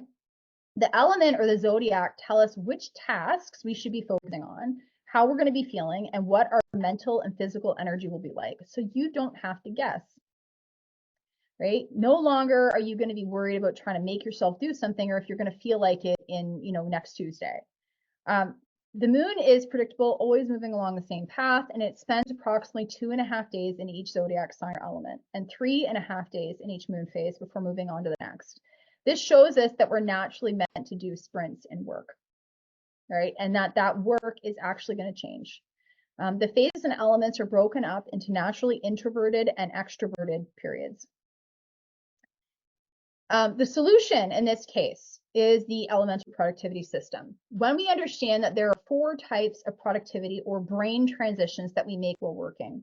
Fire is the periods of action, initiation, overcoming, excitement, getting started, making progress, wrapping up, following through, asking for the sale, pitching, and selling. And we can see why we're really addicted to this one, because it feels good, right? You're going to see results really quickly. It's going to hit all those that dopamine center. It's going to be leveraging that adrenaline and the fight or flight. We like to stay in there a lot. The next element right after that, right, within that 2.5 days, is earth, right? That's that building, details, research, mapping out, diving deep focus, creating content, research, editing, writing, systems, automations, teaching, details, and meaty content. So what happens when you go from, yeah, let's do this, I'm so excited, to earth? Earth is going to be work. Wow, this is huge. This is going to take me a lot longer than I thought. Do I have the resources for that? Do I want to commit to that? Everything slows down, right? We can't control it with that hustle. It's far less out of our control what happens in earth. And usually that drop, right, which is also a drop in neurotransmitters, guys. We have that drop. We think something's wrong. And so usually at this point, this is where people walk away. They jump to the next thing. And it's so easy to jump to the next thing because the next element is air, which is brainstorming. It's connecting dots, it's research, it's networking, it's jumping from thing to thing, it's short tasks, it's teaching big picture. So this aids and abets and us not completing shit, right? When we understand that. However, its actual use after earth is if you decide on earth, you're like, you know what, I'm still going to do it. It's going to take a little bit more time. How can I structure this? Can I create a system for myself to work within it? What does that look like? Then in air, we start doing all the research that we need to make it happen. We look into the tech, we look into the process, right? We start connecting dots, we get into the data, and that is the continuation. But most people, if we're used to this cycle, we literally are stopping in air, then in water, we're like, I never commit to anything, what's wrong with me? And we start all over again, right?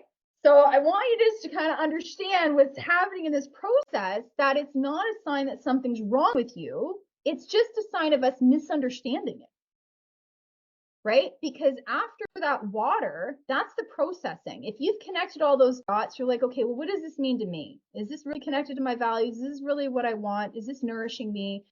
Is it, helping me to help other people? Is it helping me to help my family? Right? We're going to go through all that stuff. And if in the first 3, really, that's just over a week, right? As we get into the next one, if you've been spending a week on something, your family's like, where have you been? Right? So that's a period where you're replenishing, you're kind of going back into it, and then you start over again. Right? It's really a beautiful thing, right? But the interesting part is we get deeper into these because this cycles out 3 times in a lunar cycle. We're going to go through this 3 times. The first stage is to build it up. The second stage is to build it out. And the third stage is to refine it and complete it, right? It's more mature in the last stage as we're going through this because you already have something. You're not starting from completely nothing at this point if you kept it going. All right, so now we take those 4 elements and we compare them to neurotransmitters that are needed for productivity. Under fire, we got adrenaline and noradrenaline, right? Which is directly directed externally. It's more impersonal. You got those endorphins, you got vitamin D, you got dopamine, which builds in those rewards, right? And there needs to be shorter bursts. Under Earth, you have serotonin, which actually happens to compete with dopamine. We have acetylcholine, holy crap, glutamate, and GABA, which is also connected to extrinsic rewards. The interesting thing about GABA is that GABA actually dampens excitement. So why would we want to do that? Why would we want to dampen excitement? Because it wants you to stay with it. It wants you to think clearly. It wants you to plan and do something with it long term. As we get into air, we also have serotonin again. We have that I'm going to call it ATC. Glutamate, we have the GABA again, which is also, there's no dopamine in there, but the GABA is connected to that. And then we have nitric oxide, which is a transporter connected to oxygenation, air. Amazing. We have long-term memory, and we also have cell communication. That's the connecting of dots, guys. That's the connecting of dots, literally happening on a neurotransmitter level. And then we have water, which is oxytocin. That's the refilling station with your family. We have the adrenaline, noradrenaline again, and more endorphins, which is the happy, feel-good stuff. We have more dopamine, right, which can come in through needing to give yourself more breaks. We have the adenosine triphosphate, ATP, which is the energy carrier of the cell, and it controls sleep regulation. And we're going to get into that as we go and look at the zodiac, because the zodiac is basically, it's not just something we go through every month with the moon, but it's something that we go through every day with the ascendant. So this actually breaks down your schedule from start to finish throughout the day. You're going to have rest periods, you're going to have a sleep cycle, you're going to have dopamine periods where you need to ride on that throughout the day. So we're taking the bigger picture of a month and we're bringing it into a day. And I'm going to show you exactly how this is going to work. Your birth chart is also made up of those 12 houses that we talked about, and each house is going to represent an area of our life. The moon is going to move through each of these houses once every lunar cycle. And as the moon transits the houses of our birth chart, it shows us what areas of life we will feel more focused on. Naturally, it's a replenishment center, right? It's like a rest stop on the track that you're going in, for the cycle. The area that's going to be most impacted and where energy, emotions, and mental focus are going to be drawn. It's also going to show us how we interact with these areas of our life, right? So the zodiac sign on the outside is going to determine, are you more emotional, are you more mental, are you more physical, or more spiritual? Is that your approach? Essentially, that's like the glasses that we view that part of our life through. What's our interaction with it look like? And this is what that chart can look like, right? So we can see on the inside from houses 1 to 12, this is the personal, right? So yourself, your identity, your money, your skills, your thinking, your expression, your home, your roots, your creativity, your play, your work routine, and your health, partner, debt, death, and healing. This would be like the transformation house, teaching, learning, and faith, career and reputation, social media and community, and that unconscious state, right? Sleep. The unconscious state is sleep.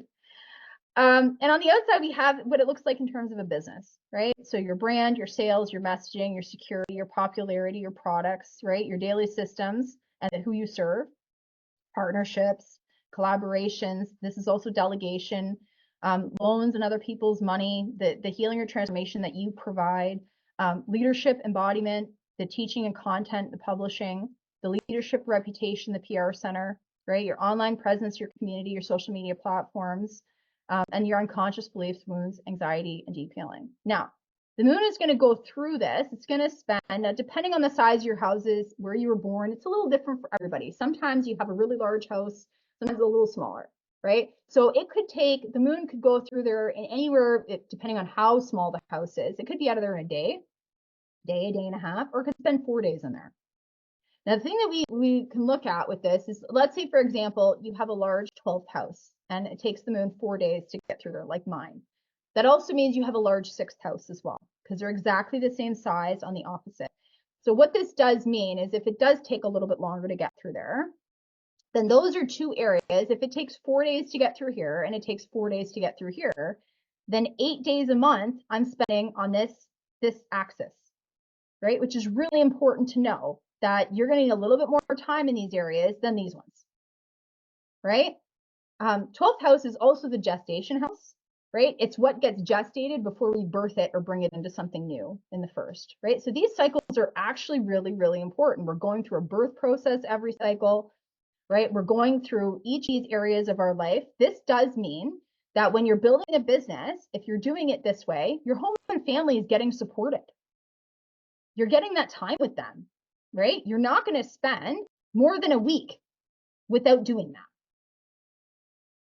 So there is something that's important, and it may only be a day or a couple of days. Maybe you don't need a lot of time. That's your chart determines that, but it's really, really fascinating in that regard.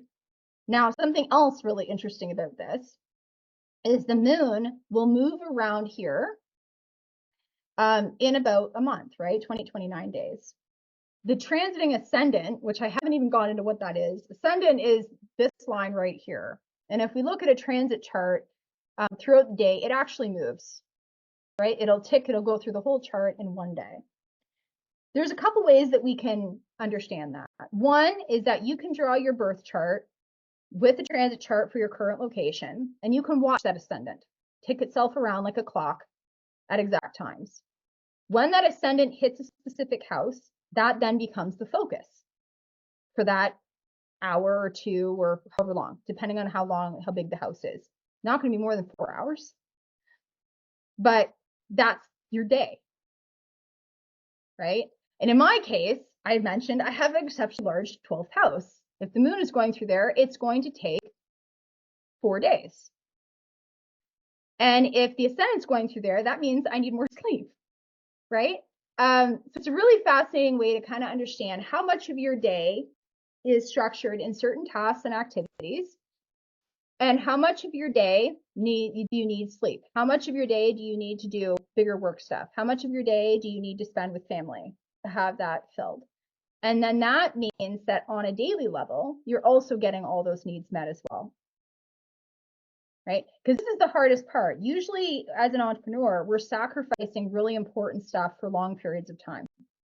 We're sacrificing our own health. We're sacrificing time away from our family or our children, right? And so if we look at it from this perspective, you don't ever have to sacrifice it if you're meeting that need throughout the cycle. And I can show you what this will look like as we get into this, but I just wanted to show you this because this is, to me, it shows that we can actually fit it in, and that each one of these houses feeds the next one. So if you take care of this, when you enter this house, it's full. You have a full tank to do so. And when we get into the neurotransmitters, that's even more fascinating because, for example, dopamine is a 12th house thing. And dopamine feeds the adrenaline and noradrenaline in the first house. The other thing we can do is if you don't want to look at the ascendant, you can literally just block it off and say, okay, I'm going to wake up at 7 a.m. 7 a.m. is the first house, and I'm going to spend about 2 hours working on this, 2 hours working on this, 2 hours working on this. So if this is from 7 to 9, you're focusing entirely on yourself. Your morning routine, whatever that is, it's your own. You're feeding yourself, taking care of yourself. As you get into the serotonin house, which is the second house, you spend 2 hours in there. That might be you do a bit of light exercise, you go for a walk, you make yourself your breakfast, you do some visioning for the day, setting your goals. And as you get into third, you're starting to work, right? And that's going to start at 7 to 9 to about 11 a.m. Then you take a little break, you have lunch with your family, and then you go back in. And this is creative work, and then you do the deeper work. And then you spend time with your partner. Maybe you have some sex. You start to dream and have a new vision. This is the rebuilding of the system, by the way, in Chinese medicine. These are the hours of those organ rebuilding. And then as you get into here, you have all those great dreams, right? The dopamine hits that allows you to start it off again the next day. So whether you decide to follow your exact chart or you just use what I just gave you, it's mind-blowing. And we're going to get into exactly what we're doing on a neurotransmitter level that's making that possible. So when I say that focusing on it from an astrological perspective is about meeting needs. I'm not just talking about, this abstract idea of needs. It's actually neurotransmitter needs. It's insane. It's how connected it actually is. All right.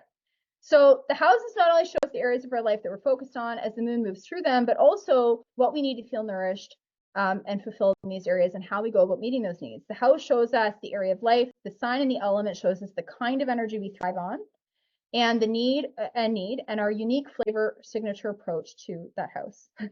Tony's like, my husband's ears perked up when you say sex. I always have to throw that in there a couple of times for the husbands, and that makes them know that you're getting good value here.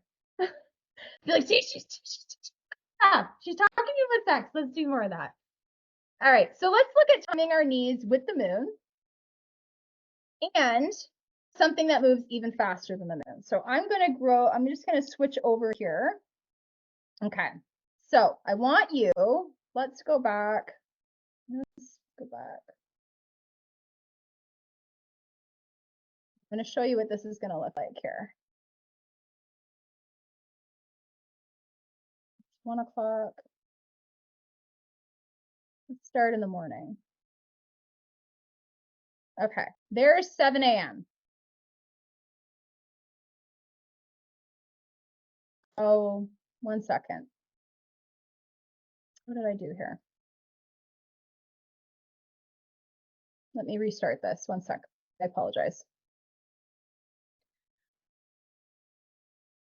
I was playing with different birth locations to see how it would look for you. That's why it looked weird for a second. Let me just show you. So if you go to Astrological and you click Transit Chart Calculator, it's going to bring you to this page, and you would just enter your birth information. Now, this is if you want to follow like exactly your birth chart. You don't have to, because the premise is the same.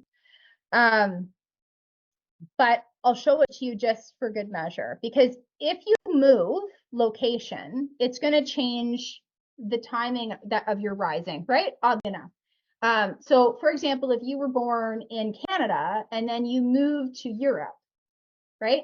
That's, on average a 6-7 hour time difference, right? So in a way, if you were born, this is really interesting. If you were born at midnight, like I was, my best work times, essentially the time I woke up, would be around midnight. It would be very late in the evening, right? But if I go and I move, right, to the UK, which is like 7 hours later, guess what my work time starts to become? Oh, 7 a.m. That becomes my best work time. It's really kind of interesting, because that's the moment I woke up, right? Would have been that time in the UK. All right, but here, I'm going to show you something really interesting. I sidetrack a lot, guys. I apologize. There's so many great rabbit holes, though, isn't there?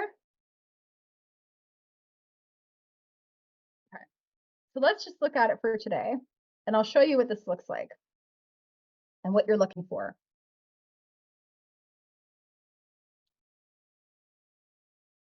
Yeah, so in the transit chart, you can play with it. Put your current location for the transit. So put your birthplace as your birthplace, put your current location as the transit chart. Okay, so it's putting it at 12. I'm just going to go back. I'm going to go back. We'll start in the morning because I'm going to show you how freaking cool this is. That's 6 hours. That's 6 a.m. Okay, so what do we notice here? Here's the ascendant on the outside of the chart, right? Here's house 12, 1, 2, 3, 4, 5, 6, 7, 8, 9, 10, back to 12 again, right? Okay. So I want you to think that the ascendant is the moment of waking up, right? This sign is the sign that was your rising sign at the moment of birth. And the transit ascendant is your point of waking up, or essentially what your attention is brought to throughout the day as it moves. Sorry, it's just going to keep putting that there. So here we can see if 12th house is sleep, I'm still sleeping at 6. Waking up at 6, not so good for me. So if I were to listen to those bros that are like, get up at 5 a.m., go run, I'm still sleeping. right? My body's still sleeping. And in fact, it probably wouldn't be good for me to do that. I would actually be, especially with the Gemini rising, I would be overactivating my nervous system to go and do that. I would have to kickstart that fight or flight to force myself out of bed to go and, bootstrap it. However, let's say 1 hour later, where is the ascendant? Well, it's in my first house. So maybe I'm starting to wake up right around there. And first house stuff is the stuff that you do for you, all about you, 100% you. And you should have a dedicated time per day for you. Now, the way this is lining up for me, it may not line up that way for you, but that's okay. Your ascendant might start somewhere over here in the top half of the chart.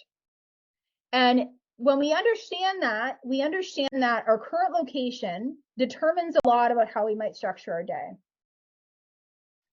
It might mean that if your wake up period is starting around here, one of the first things that you might do with that ascendant, you might want to focus on business. You might want to focus on, if it's 9th house, you might want to focus on reading the news. If it's 8th house, you might want to focus on sex, right? Or 7th house, you might want to focus on spending time with your partner. On 11th house, you might want to focus on social media, first thing you do when you wake up, seeing what's going on. So it doesn't matter where it starts. However, what it does do is it gives you an idea of what your focus is brought to at the moment that you wake up. Because this ascendant will go all the way around this chart within 24 hours. Okay? All I have to do is just keep ticking it ahead to find out exactly where it is. So remember, first house is your identity, it's you. Second house is finances, but it's also resources. We like to eat. We like to eat in there. We might set goals in there. Serotonin is all feel-good, sensual stuff, right? Take a shower, a bath. Third house is where the research starts. So you start thinking, you start rabbit holing, especially with ADHD. You're going to maybe write your content. You might, do some reading before you get to work. You might start to want to plan out your day, make a little checklist for yourself, whatever that might be. Fourth house is break. Now let's take a look at what this looks like as this is moving around. So we know right now this is 7 a.m. right there. If I go ahead by 2 hours, and it's not going to let me, so we're just going to keep it at an hour. I'll just tick it twice. There's 8 a.m.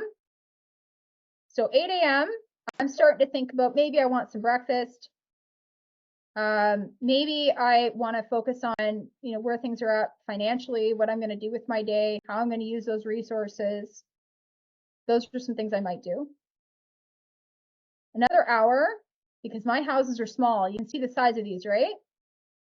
These are small houses. These ones are bigger. So I don't need as much time in there. By 9 a.m., I'm halfway through that second house. By 10, I'm already at third house. And I won't go through this whole thing with you, just because I still have other slides to get to, and I want to make sure I give you as much as possible. By 10 a.m., that's where I'm starting to think about work. I'm not thinking about work before that point, right? Your clock, just like this, is going to give you a really good idea of that. Because third house is also fairly small, I'll probably be out of there, right? Let's look at when lunch hour should happen for me, right? 11, I'm still in third. Let's look at 12. There's 12. 12, between 12 and 1, maybe 2 o'clock. That's an interruption for my day, for sure. Kids are going to need something. I'm going to have to feed them. Maybe I got to we homeschool, so maybe I got to take them to a class or something. It's always going to start around there in my schedule. Now, for yours, it might be different, but that's really interesting, right? But if I want to get into creative work, what is this saying? As of noon, it would be really silly of me to try and schedule creative work in there. It wouldn't make any sense. I would have to compete with my children and I will lose. So not a good idea, right? Now, if I move this ahead a little bit more, and this is not even getting into where your planets and stuff are located, because the ascendant is also activating those, and that's like way more than what I can cover today. We can see fourth house is a little larger, right? So even at 2 o'clock, and this is something I can tell you guys right now, every day, I was going through a battle between 12 and 3. I gotta work. I gotta sit down and work. Why? Why am I fighting myself? Clearly, even as it's still 2 o'clock, it's focused on family. Why would I try to resist that? What this does mean is I have to accept that my work days are broken up. I have a small work hour in the morning, and usually between 11 to 1, I hold lab calls for my and I hold group calls for my lab. Then I take a break. Then I can have the rest of my workday, and my workday is later, right? It's going to kick off later. If I move this ahead another hour, we can see here that on average in this location where I live, my workday is going to start just a little after 3 o'clock. Now, I can battle this. I can say, nope, I'm working from 9 to 3. Everybody leave me alone. But that would be a disaster for my life, would it not? And so here, if I'm willing to take that break, I do a group call, I take a break, I start back up just a little after 3. These houses are bigger. So what this means is that I'm getting more work time in there if I want to work that late, which I usually end up doing anyway. So let me just move this ahead by 3 hours now. Let's see what happens. It's not even out of the creative house yet. And that's right there. That's at 6 o'clock. So already, if I'm like, man, I should be done working at 5. Well, guess what? I'd miss this whole fucking thing here if I did that. So are my kids okay with the fact that they get mom in the morning and they get mom in the afternoon and then they get mom later in the evening? They're okay with it because they got their needs met here. Yeah. I'm supposed to wake up at 2 a.m. No, you don't. But maybe in your current location, that's what's happening. So based on my chart, you could. But here's the other piece. There's something really fascinating. And this is written back old books, several references in old books of something called 2 sleeps. And what would happen is they'd go to bed when it got dark. This was before electric lighting. They'd go to bed when it got dark. And then partway through the night, usually between 1 and 3 or 1 and 4, they'd wake up. Maybe they have sex. Maybe they do a little writing or a light reading, or they do some work, and then they go back to bed. The 2 sleeps is a literal thing. It was happening. This is before electric interference within our systems.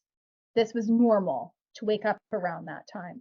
At an organ level, it totally makes sense in Chinese medicine that would happen, because there's a process that I believe happening within the liver, where the liver is doing its reproduction, recycling cycle to heal itself, right? But here, you can see here that my day already, in terms of creative birth, my best creative time is going to start a little bit after 3, right? And it's still not even done as of 6 o'clock, right? Now, if I move this ahead by another hour, we're going to see it's probably going to end up in 6th house. Now, what does this mean? It means, and here's the thing, it means that I got all my creative stuff done by 7. But what about the systems I want to set up? What about the actual building out of all those creative ideas? If I stopped at 7, and I could, you don't have to use all of the 6th house, right? 6th house is also dinner time. Guess what time we eat, guys? Anytime between 9 and midnight. Swear to God, hands down, strangest thing ever, but it's the case. So Why would that be? Well, I wasn't born in the location that I'm in right now, but according to the location I'm in right now, dinner time doesn't happen till then.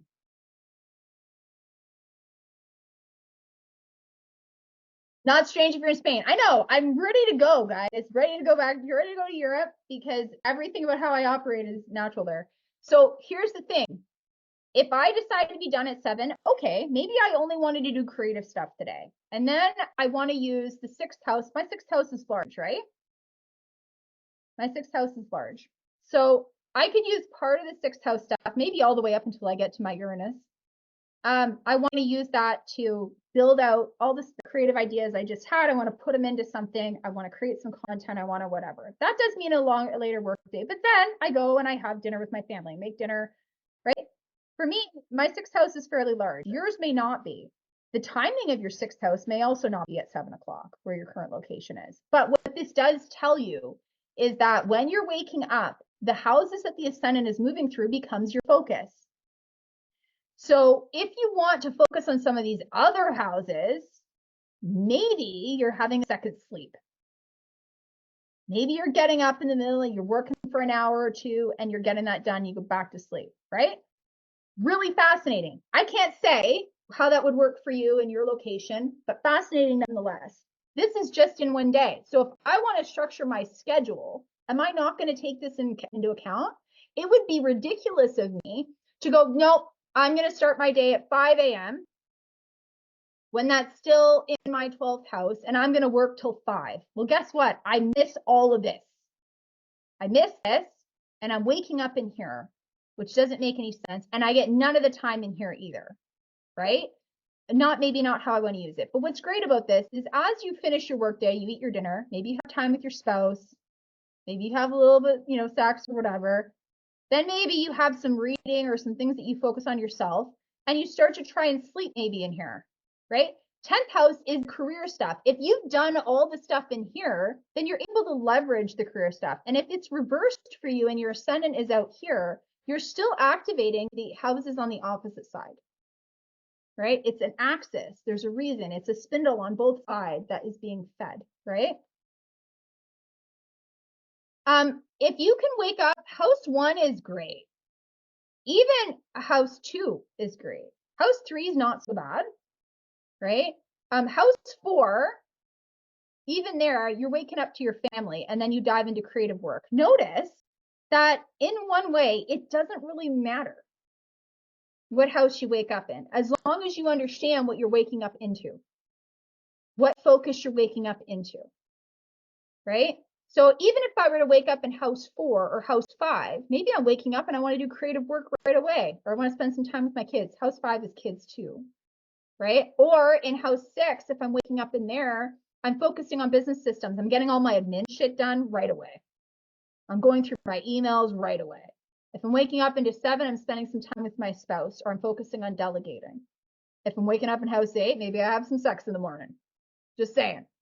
House 8 is not only sex, guys, by the way, but it just gives you an idea of how you may time things, right? And so I do think it's really interesting when we look at it from this perspective, right? Because then it's no longer you trying to guess when the best times are for you.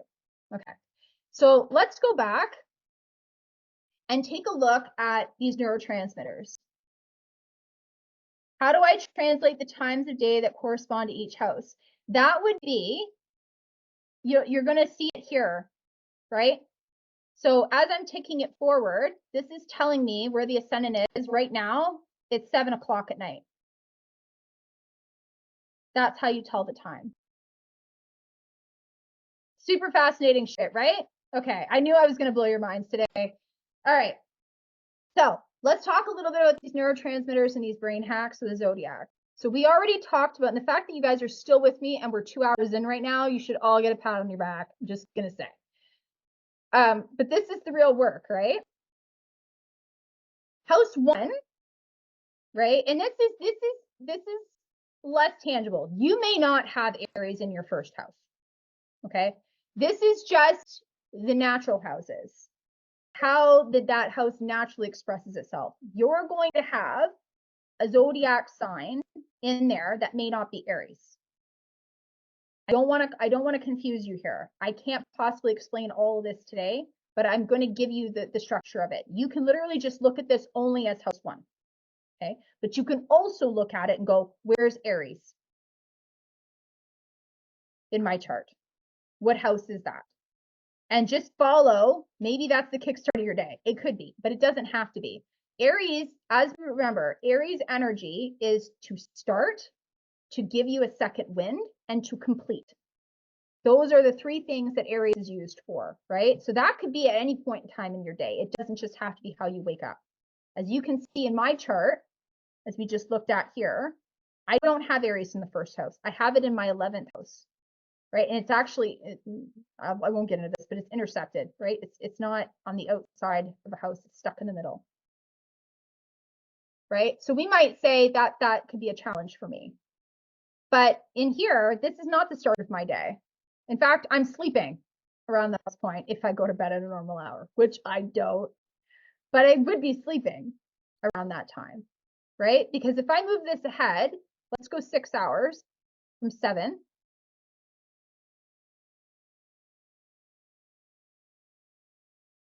Okay, the ascendant here as of 1 a.m. is focused on that transformation house, which is also sex, right? If I go another, let's do 3 hours. See where we're at, because some of these houses are a little smaller. Okay, there's the ascendant. That's my Aries. That's not when I'm starting my day. I'm not starting my day at 4 a.m., but guess who's still awake? Sometimes, right? So that might be the day that I'm like, oh yeah, I can do that. That's cool. And then I go to bed, right? You always want to make sure, ideally, that you're getting some sort of rest whenever ascendant's moving through 12th. So, okay. Because if you don't have this, 12th house, outside of the zodiac signs, 12th house is the house that you build all your replenishment in to feed the first house stuff. So if you're not actually sleeping, that's a problem. At least do that. All right, let's step back here. So first house, Aries, Mars, right? The natural houses. We have adrenaline, noradrenaline, and or slash norepinephrine. That's another word for noradrenaline, right? You can begin with things like sex. You could begin with movement. You could begin with aerobic exercise, right, to boost endorphins. This is why I don't have Aries in my first house. Sure as hell I'm not getting up to do that. I'm not going to go for a run, okay? That's going to happen for me at about, 3 a.m., 4 a.m. Not going running then. Not going running. So my exercise needs to look a little different. It's not going to be like bolt out of bed and go for a 5 a.m. run. It can also be periods where high energy tasks, right? Physical activities, work tasks that require action. It's a good period for stress management. You want to balance like workouts with gentler exercise or stress. You want to figure out ways to manage your stress, because if there's a lot of adrenaline, that can also make you prone to waking up at night in the middle of the night with worries, anxiety, right? If you have it happen, if that's in the later part of your chart. You can do things, and this is what's really interesting with adrenaline and noradrenaline or norepinephrine. You can use things like mood enhancers, right? You can eat dark chocolate. Yes, you eat a lot of dark chocolate. Spicy foods or scents like vanilla and lavender, those are directly connected to those neurotransmitters. Blood circulation is also really important, right, for mental clarity. So moving that energy so that you're not staying in that fight, flight, or freeze is going to be important, right? This in timing for house 1, you can look at when the ascendant moves into your first house, right? Or it could just be upon waking. I think potential hours between 7 to 9. If you don't want to follow your exact chart and you just want to go in 2-hour increments and do each of these things, you can do that too. Right? You're still going to be doing a lot better than what you would be the other way, right? Okay. So here, house 2, potential hours could be between 9 and 11 a.m. And here we're focusing on serotonin. So serotonin is connected to feeling socially accepted. It's our self-worth, very Taurus, very second house, and reducing depression.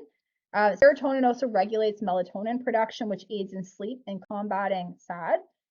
So trying to stick with steady sleep routines are good, so that you're not falling asleep or wanting to take a nap soon after you get up, if you're doing it as your wake up time, or that you want to not actually work because you feel tired still. Eating high protein foods or tryptophan rich foods. Tryptophan is the precursor to serotonin.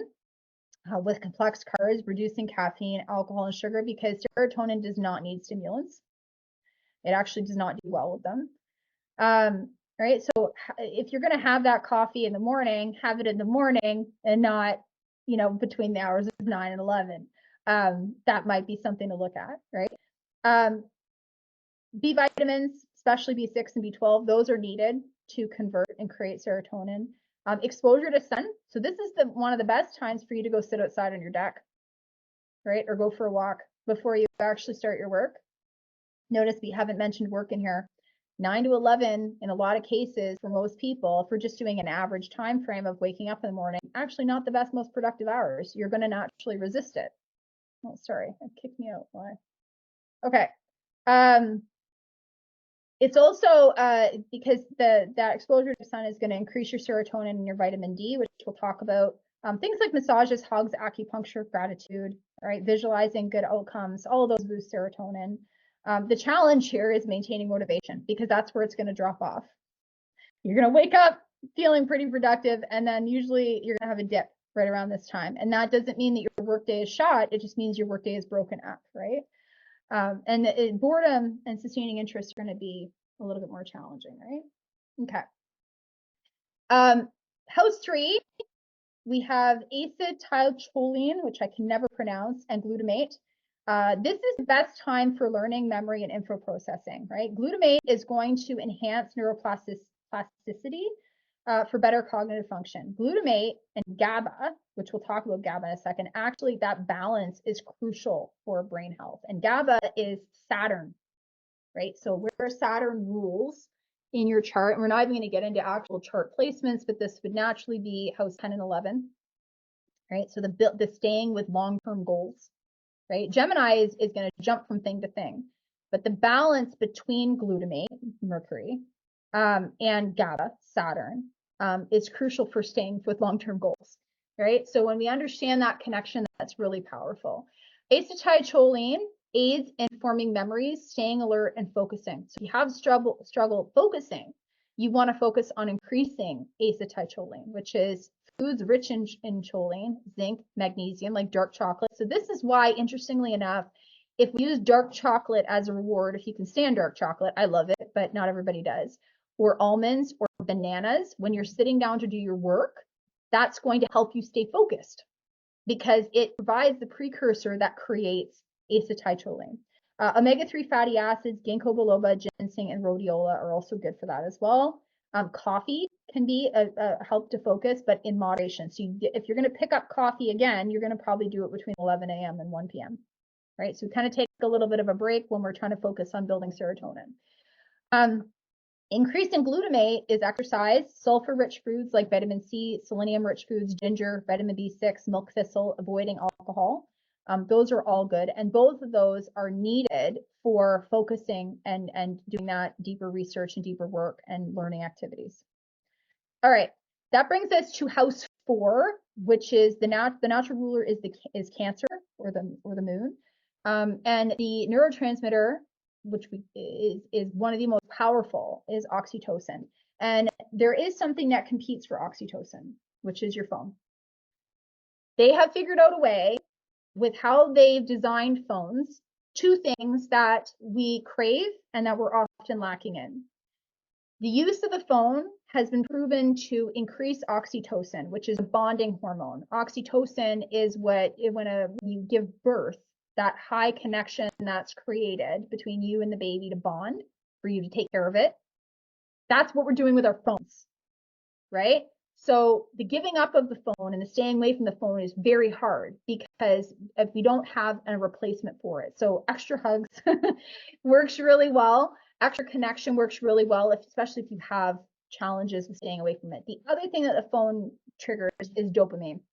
So when you do your Facebook feed scroll and you pull the scroll down to refresh it, it's like a slot machine. It's literally a dopamine hit, and you will literally keep doing it, even though there's nothing new there. It's insane. So notice that if we're not getting that through our work, and we're not getting that through the life that we're creating for ourselves, we're going to turn to this because this is faster to do it, way faster than what you could do for yourself, right? So it's way easier to stay stuck with that. Okay. So things that can increase oxytocin would be hugging, cuddling, orgasm, massages, sharing your feelings, spending time cooking or eating with friends or loved ones, right? So that can be a good time between 1 to 3 to have lunch, right? Make yourself something nourishing, take care of yourself. It could be time for a bath or a shower or listening or creating music. High oxytocin levels, interestingly enough, can increase aggression because we have protective instincts that also come in, right? So you may want to just remember that if something feels like it's going to take your oxytocin source away, right? Somebody saying, "Are you going to get off your phone?" can trigger aggression, right? Oddly enough, that's the biggest proof of neurotransmitter activity I think I've ever seen in my life. Because you're like, yeah, I want to get off of it, but don't tell me to get off. So there's just like, it's weird. There's some weird shit going on there. The interesting part is phones are synthetic oxytocin, right? It's fake. It's not actually a real connection because oxytocin is mutual. True oxytocin is mutual with the person that you have the connection with, right? Your phone cannot reciprocate. Low oxytocin can be from excessive phone use, right? So interrupting this pattern with physical or social activities, hugs, and things like that. Lots of extra hugs can be good. Challenges here is how you're going to slow down, integrate, and interact with family and create boundaries between living and working. The hardest challenge there is, for sure. But this is the good timing, could be when the ascendant moves into your 4th house, or it could be after those Gemini type tasks, right? That research phase. Potential hours here are between 1 to 3. Leo and the sun is the natural ruler of the 5th house. Now, vitamin D is not a neurotransmitter. It's incredibly vital to neurotransmitter building, but it's not a neurotransmitter. It's actually a hormone, right? And the problem that we have with this, and I'm not here to tell anybody what to supplement with or not, but the vitamin D that we get as a supplement is not the same. It is actually a steroid. So we want to be really careful with the supplementation of it. There's nothing that really beats, obviously if you're living in a place where it's hard to get the amount of sunlight that you need, you want to look into that. But I would say sun, you can't beat the sun, right? So getting out between 3 and 5, this is the best time that I find for my husband and I. We usually take a walk around that point in time. And then I get into, and it gets you creative, juices kind of flowing, and then you go back into work, right? So if that's how you want to break up your day. So this is only produced by sun exposure. It's essential for bone metabolism, inflammation control, mental health. Deficiencies in vitamin D is depression, anxiety, memory, sleep issues, fatigue, and low immunity. Vitamin D is necessary for dopamine and serotonin. Those are the 2 things that we're seeking. It's that feel good, like serotonin is well-being. It allows you to balance your moods. Dopamine is that hit that we're looking for in terms of rewards. So ways to boost vitamin D, obviously sun exposure, but also being in the spotlight, sharing your passions with your community can trigger a neurotransmitter cascade, right?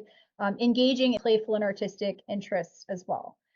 It also, the sun rules our energy body, our life force, our heart function, our circulation, our overall healing. Here's the interesting piece. If you are used to running your business on adrenal energy, your natural energy source is actually solar, which is your body's stable energy force, the one that is getting replenished through you being excited about it, right? Where we have, you notice when we're excited about something, we have a lot more energy to put towards it. It doesn't drain us. That's solar energy. And so that's what we want to lean more into as we're working with these cycles, which is, far more than what I can get into today, but I do this in the lab. So it's something to just kind of keep in mind. This is the actual true energy source versus adrenal energy, which is Mars, and it's only meant to be used in spurts, short bursts. House 6 is Virgo and Mercury, being the natural rulers. Here we have acetylcholine, there we go again, and glutamate. This is the same as House 3 because they have the same ruler. So this is the next period for learning, application, organizing, implementing. In this case, at this point, the information that was taken in under House 3 the dots you connected, the outlines that you created for yourself. In house 6, we then build that out. We turn it into something bigger, more tangible, more structured, right? You're organizing that information, you're doing more writing, you're maybe creating more in-depth content. So you're taking that initial research and turning it into something. As I mentioned, glutamate enhances neuroplasticity for better cognitive function. And that glutamate GABA balance is crucial for brain health. Again, Saturn, we have to tamper it. We can't, glutamate is essentially, it's an neurotransmitter, excitotoxin. It can become actually quite toxic if we stay too much with it. So the balance there of long-term goals versus short-term. And this is the ultimate goal, ultimate challenge, isn't it, guys? When you have a to-do list and you're like, I need to get through this to-do list, but on that to-do list may not have anything to do with your long-term goals. That to-do list can often trump those long-term goals. And then we get distracted with it and we're constantly trying to clear that to-do list, which is not going to happen, right? It's constantly going to be built and overfilled. So the balance here, which makes both your house 3 and your house 6 stable, is that it cannot be only to-do list stuff. We have to take those larger goals and we have to build them out and say, okay, these items on my to-do list, how many of them are connected to these longer term goals for myself? It's going to slow it down. It's not as exciting, but it's more stable and it makes sure that you're focusing on the right things, right? The same things that you can do to build glutamate and build acetylcholine are the same for house 6 as they are for house 3, so I won't read them. But the challenges in this area is our approach to health, serving others, that work-life balance, right? The organizing and the problem solving. The timing here is after those solar activities, right? The excitement of the sun or the spending time with your kids, or when the ascendant moves into your 6th house. Potential hours in this could be between 5 to 7, right? And this is the stuff, you'll notice that most of this stuff, if we're looking at this, most of this stuff is happening. And try to explain this because it's very, very cool. If you look at your chart, the bottom half of the chart, houses 1 to 6, is the area that you have most control over in your life, right? When we think about it, you have control over yourself, you have control over the actions that you take, more immediate actions that you take that bring in cash flow. You have control over what you read, what you research, what you think about. You have control over the stuff within your own home, right? That would be 4th house. Your time with your children, your play, your passion projects and creativity, that's house 5, the things that you create. House 6, how you organize and structure all those things and how you serve clients and all that. Your personal health, how you nourish yourself. Bottom half of the chart, what you have control over. Notice that that's where we're spending all of our potential hours, right? Top half of the chart, you don't have control over that area.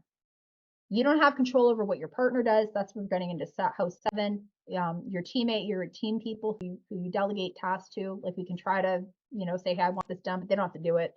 8th house is like debt and resources that you get from other places. You don't have control over that. 9th house is your faith, your beliefs, what you kind of inherited, right? Your vision. You don't necessarily have control over what you envision. You can try to create the conditions to improve it, but you can't make yourself believe something you don't believe. Yes? So that would be 9th house. 10th house is your reputation and what is built as a result of all the things that you've done on the bottom half of the chart, right? They might turn into a long-term business. Maybe you took the right actions and you focused on that. That's where that connection with GABA is going to be really helpful. 11th house is social media. You don't have any control over what people say about you online or what they do online or how the algorithms operate. You don't have control over that. 12th house is hidden to you. It's your deeper subconscious. You don't have any control over that either, right? Usually we have to access that by going, kind of in through sleep or doing body work. It's more indirect access in order to get there. So I think it's no coincidence in the suggestions that I gave here that if we're looking at starting at house 1 all the way to house 6 being the day, work day, and the rest is like you winding down and then sleep, it makes sense because why would you spend a bunch of time in areas that you don't have any control over, right? You really don't. So it makes sense that we're going to put the core of our energy into the areas that we do. And they, as a byproduct, because they're tied to those other axes, will build those areas up, right? It's more of a natural response rather than trying to control the uncontrollable, which we can't. All right, so serotonin, this is the same as house 2, right? Both of them are ruled by Venus, right? So the focus here is high protein, tryptophan rich foods. Challenges here though are a little different. They're asking for help, delegating, teamwork, partnership, and collaboration. There's a vulnerability in house 7 that tends to take in, right? And this vulnerability, I do think is interesting because if it is happening during those potential hours for you between 7 to 9, you kind of have to let go of how the day went, right? Did it work? Did it not work? Did the things that you put all that energy towards, did they get the results? Will they get the results? You don't know. And so there tends to be a vulnerability here where is really the best time to get support from the spouse, if you have that, or a good friend. And then you start to do all the rest of the processing, right, for the rest of the day as we get later in the schedule. Here, house 8, and do keep in mind, the moon is also moving through these. So you can look at this house 8 and you can focus on this, ignore the hours. You can focus on this and say, for the next 2.5 days, this is what I'm focusing on, right? The moon is how we refill and nourish ourselves. The ascendant is what our attention is being brought to. It's more the minute hours, the moments of the day with the ascendant, right? Scorpio and Mars and Pluto is the natural rulers of the 8th house. This is the best period to kind of get stuff done. Notice that we're being given a second wind. So for those of you who like to work in later hours, you still have the ability to do so. 8th house is actually one of the few houses in the top half of the chart that we do have a little bit more control over. We do try to exert our personal will over it a little bit more, right? We want to problem solve. We want to fix things. We can't control everything in there, but we can do our part. So this is a period. It could be used for client work. It could be a period to get things done. It could be deeper inner work for yourself. It could be sex. Fight or flight is going to be higher now, right? So engaging in intense exercise or intimacy or laughter is a good way to balance adrenaline levels and boost endorphins. Light exercise. Some people like to go to the gym at this hour, right? It makes sense. And then, you can use things like vanilla and lavender and things like that that are going to boost those. Challenges here are going to be addressing personal fears, internal motivation, and finding deeper meaning. And again, this doesn't have to be between 9 to 11. It could be after you do the Libra stuff, right, that we talked about, or when the ascendant moves into your 8th house. Any of those are potentially good times. House 9 is Sagittarius and Jupiter. The focus, the neurotransmitter here is dopamine. So here's the interesting part. My biggest argument when we struggle with that natural drop off that happens under Taurus, that second house, right?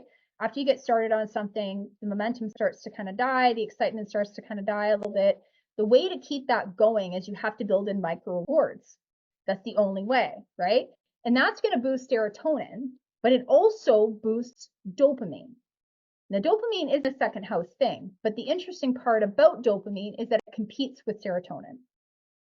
They have the same intake. So if you have too much dopamine, you don't have enough serotonin. If you have too much serotonin, you don't have enough dopamine.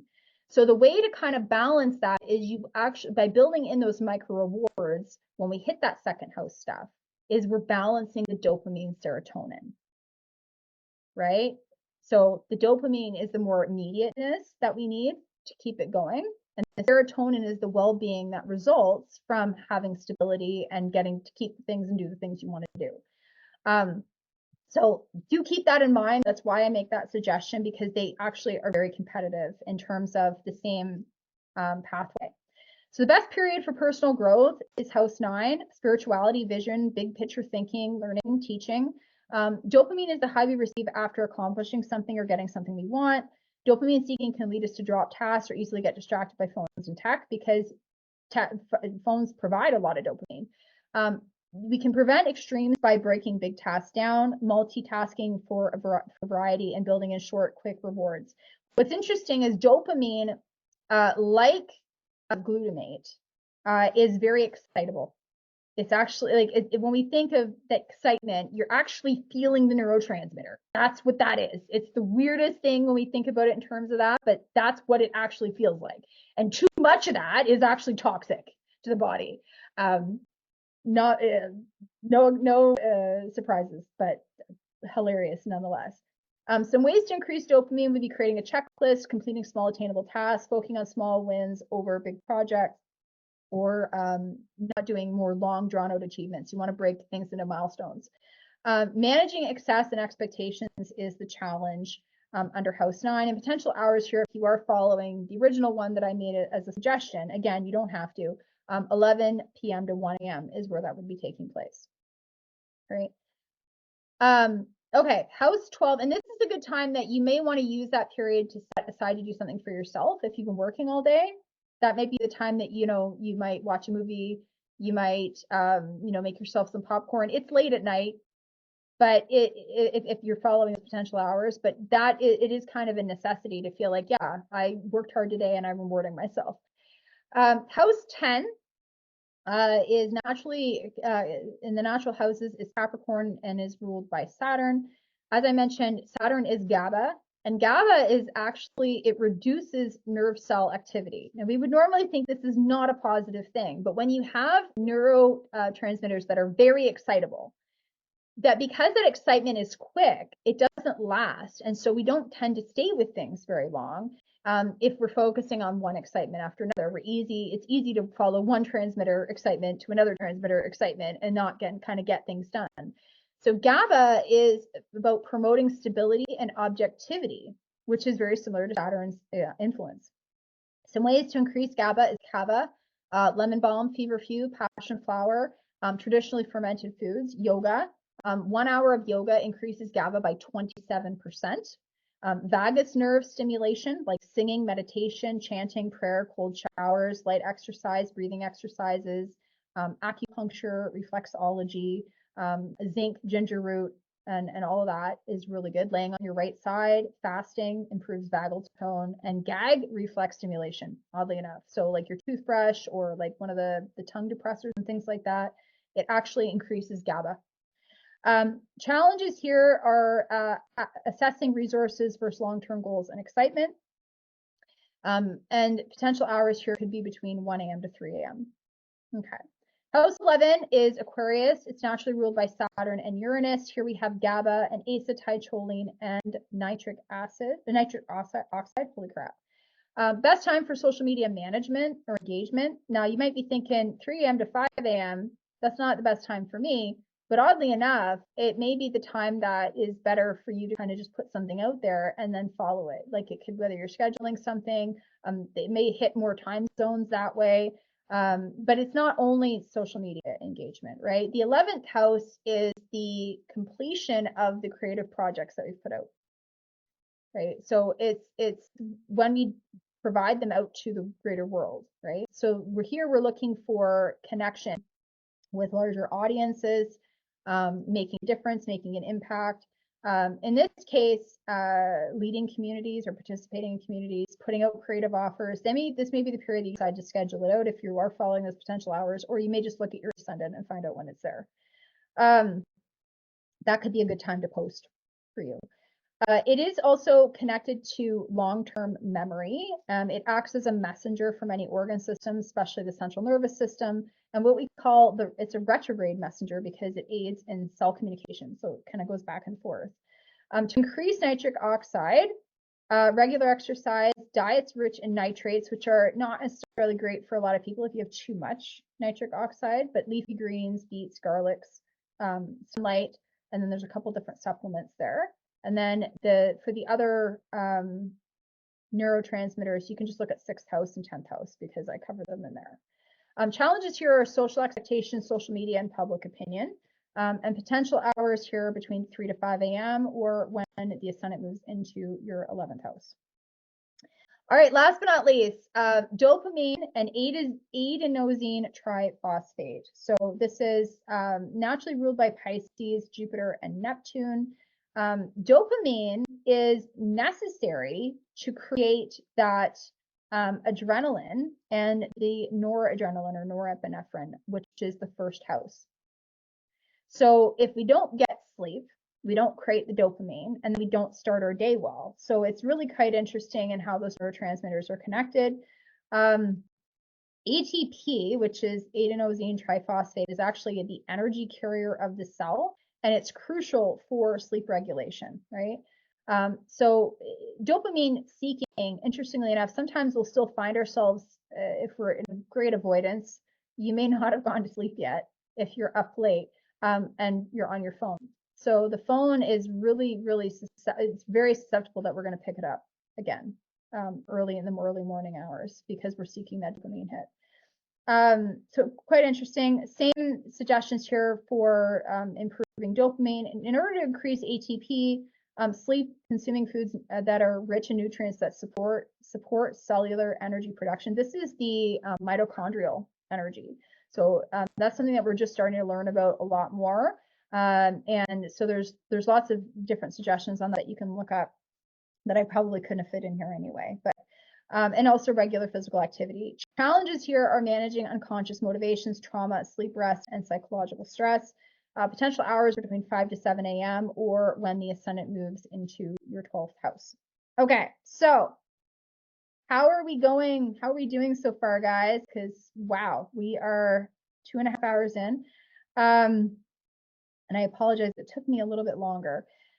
There is obviously a lot more to this. You guys do have the cheat sheets that I just provided and the spreadsheet. I'm happy to get that to you if you guys want that overlapping spreadsheet.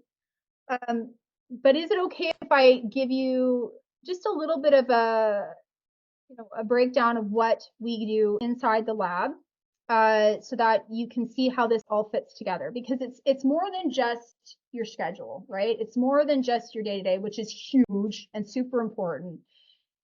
There's other cycles that are at work, and there's other ways that we use this. So this system has been built out to be applied to your launches. So your launches actually have a cycle that are tied in with your natural astrology chart, right, which is your productivity, your rhythm. We have also done it with social media. So it took about 2 years, but we created going over 100 social media charts, and we created chart matches so that you can find your best social media platforms and the best times to post on them based on your astrology. So you're not trying to make certain social media platforms work with you that don't. You're not even going to waste time on them because you're already going to know that's not going to work for me very well, or it's not going to help me to further my goals. Or if I am going to work with it, here's some of the challenges that I'm going to have. So I'm going to want to be aware of those, and that's going to be, I might just need to use it a little bit differently. If you guys are okay, I'm going to show you what this can look like. Thank you, Vivian. I'm so glad to hear that. Okay, cool. All right, so let's just take a quick look at what this can look like inside. What's going on here? There we go. Okay, so as I mentioned in the beginning, Moonsight Planning Lab is open for 3 days. I don't usually open it for such a short period, but I'm going to be moving into reopening the Moonsight certification for those who either want to use it as a practitioner with clients. So if you are like a copywriter, if you build funnels, if you are a coach and you want to use the system, I am certifying students to do exactly that. And you get the whole framework and all of the charts and the pathways to do that with clients. I'm also doing it for those who want to become an astrologer. So that astrologer is a little bit more in depth. We go into much longer cycles to work with clients. And those certification programs are going to be put out in the next few weeks. So I didn't have a lot of time to reopen the lab, but I was having people ask me when the lab is reopening. So it is open for the next 3 days. And the lab is a container that has been built over the course of 6 years. It is focused on systems. So applying these systems of working with your own astrology, your own natural makeup, your own productivity rhythm and timing, and applying it to your marketing, to your content creation, to your marketing windows, to your launches, to your social media platforms, and so on and so on. And so what it really helps us to do is to make sure that we're operating within sync of how we operate within all those areas. We're not trying to compartmentalize and say, okay, well, it's great, I got my schedule going, but now I got to do a launch and I'm going to follow this other plan that's completely going to throw this whole other thing off, right? It's counterintuitive. So if you are interested in joining us, there is a discount off of the annual and the monthly membership. So it is a 1-year container because we want to give you time to actually go through it. There's a lot of content in there, and people are going to be starting in different areas. You know, some are going to be more on life support. Like, I can't go in and learn a lot right now, but I need help. In those cases, we focus on creating, helping you to track your rhythm so that you know where it is. And then we start to create a schedule for you that starts to work with that. And for those who are really eyeball deep in it, you're not going to be going through there and watching tons of videos. You just kind of need support right away, and your integration is going to be more on a needs basis. But for those who are just starting and want the time to go through, there's lots of different places that you could start, right? You can start with how you're creating your offers. You can start with what social media platforms you want to hang out on, where your people hang out. You can start with how you actually work in terms of your timing. And so there's different pathways to take within the lab to do those particular things. The lab is entering its 6th year. We started in November of 2018. And there is a very high percentage of people who first joined the lab back then that are still there. Because we're constantly improving it. You get lots of ongoing support. We have monthly planning calls. We have quarterly planning calls where I break it all down for you. There's also monthly group calls where it's more intuitive and strategic support based on where you're at and what you're struggling with, where you can get more individualized help. We also look at your charts and your transit. So for any of your launches and marketing, or you were like, hey, what's going on? There's a bunch of crap that's kind of hit the fan of my life. Can you talk to me about what's happening astrologically? We have a Facebook group where you can post all of that. So the moonsight planning method in general is to track your cycle, right? The moon's movement through your chart is personal, and the best way to know how you're going to respond to it is to begin to track it. This is your personal lunar biorhythm, right? So it's going to tell you when those ebbs and flows are happening, when you're going to be, more in research mode, more wanting to kind of start things, more where you're going to be slowing things down and building things out, or where you need rest.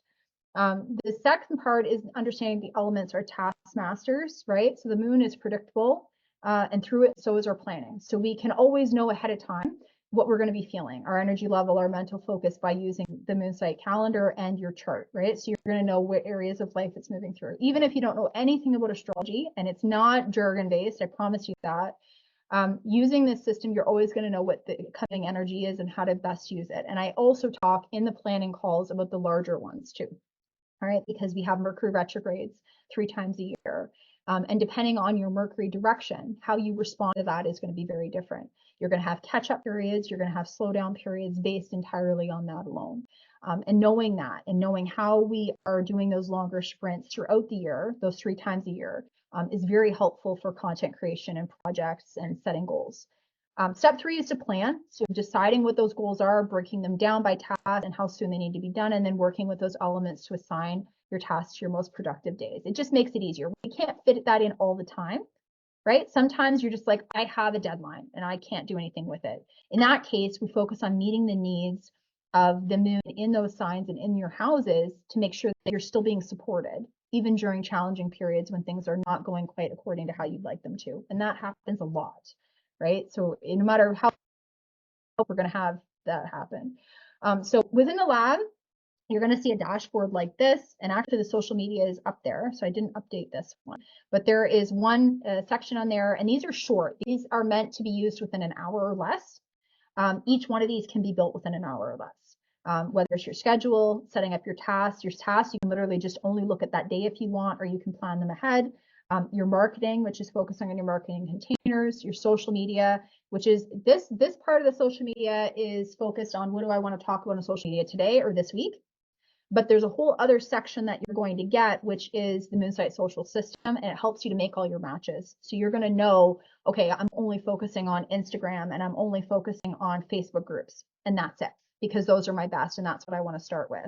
Moonsight launch, this is a quick walkthrough of how to do it, but there's also a whole other area that includes Trello boards that you just match. You have a calendar, which I'll talk about in a minute, that gives you your transits for your houses. So you're going to know when it is, and then you can plug your dates in. So you're going to know exactly the best times to launch, how long you want those launches to be, what your goals are for those particular launch. Some launches are better for certain goals than others, and you have 10 templates to choose from to pick that. Lots of trainings in there. I have on how to personalize your own astrological calendar, planning your marketing, scheduling.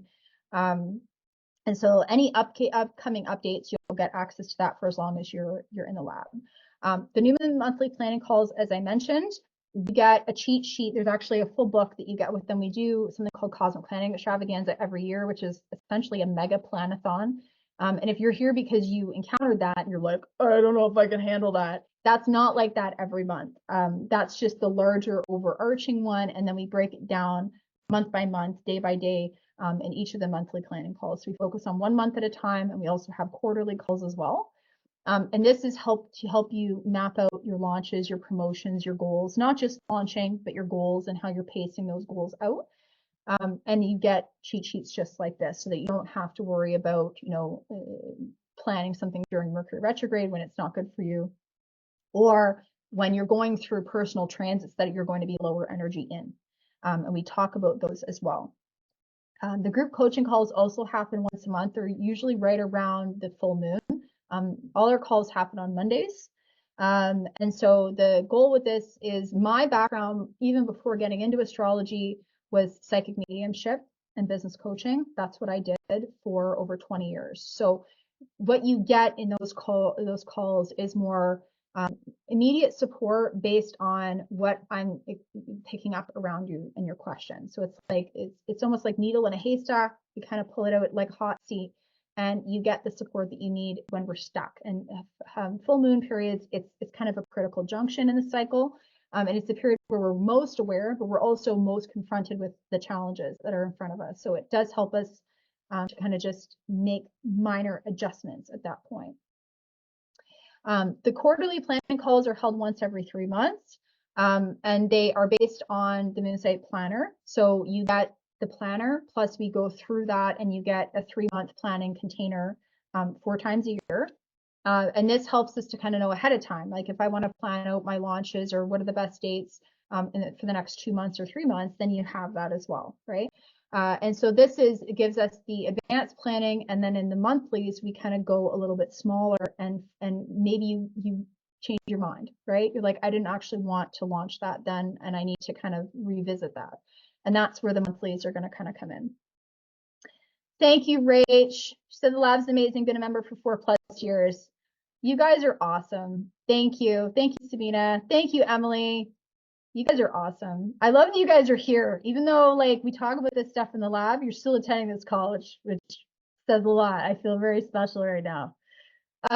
Monthly live astrology labs. So these are where we apply the astrology. So we take away the jargon, we take away the overwhelm.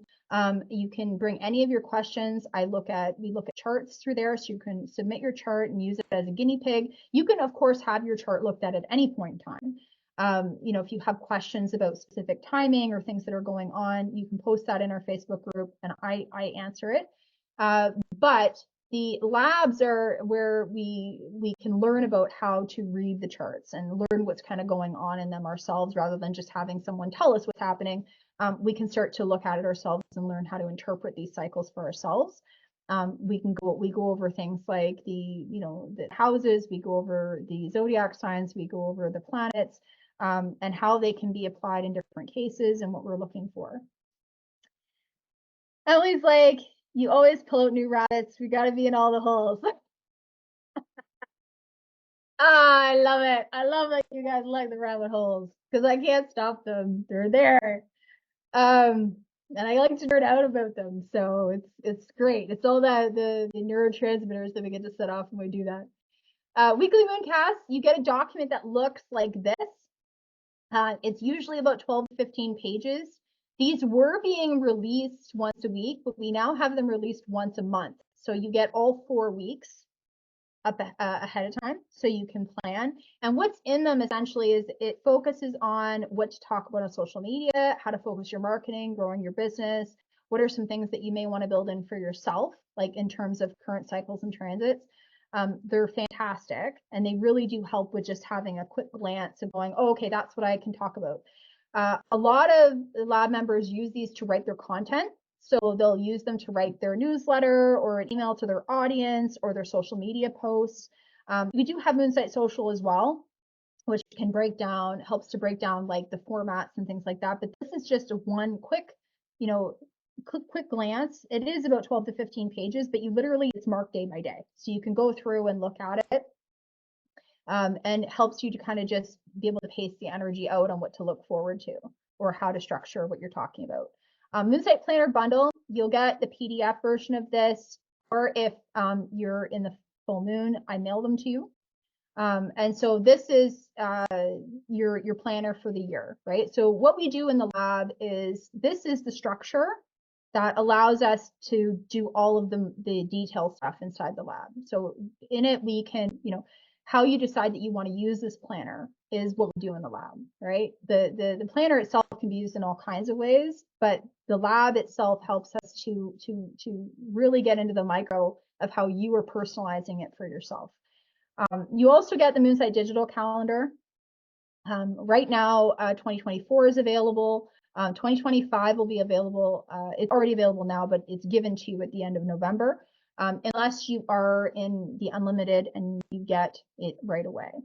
So what this is if you're not familiar with it, it is the handwritten. Every single one of these has been written by a person, not ChatGPT, that we've been putting out since, I believe that 2017 was the first Moonsight calendar. And at that point, it was just lunar phases. That's all I focused on. Now there is over 1,600 individually written forecasts. It covers Mercury retrogrades. It covers each of the lunar zodiac.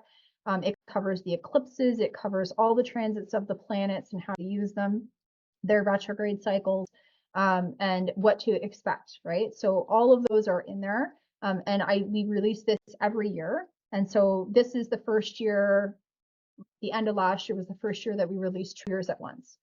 And so what's great about it is that when you work with it and what I'm going to talk to you about in a minute, which is the Astro Clock, it allows you to take that data and to personalize it for your own chart. So you're not necessarily having to figure out what that means. You can literally look at both of those calendars in your Google Cal and it will tell you.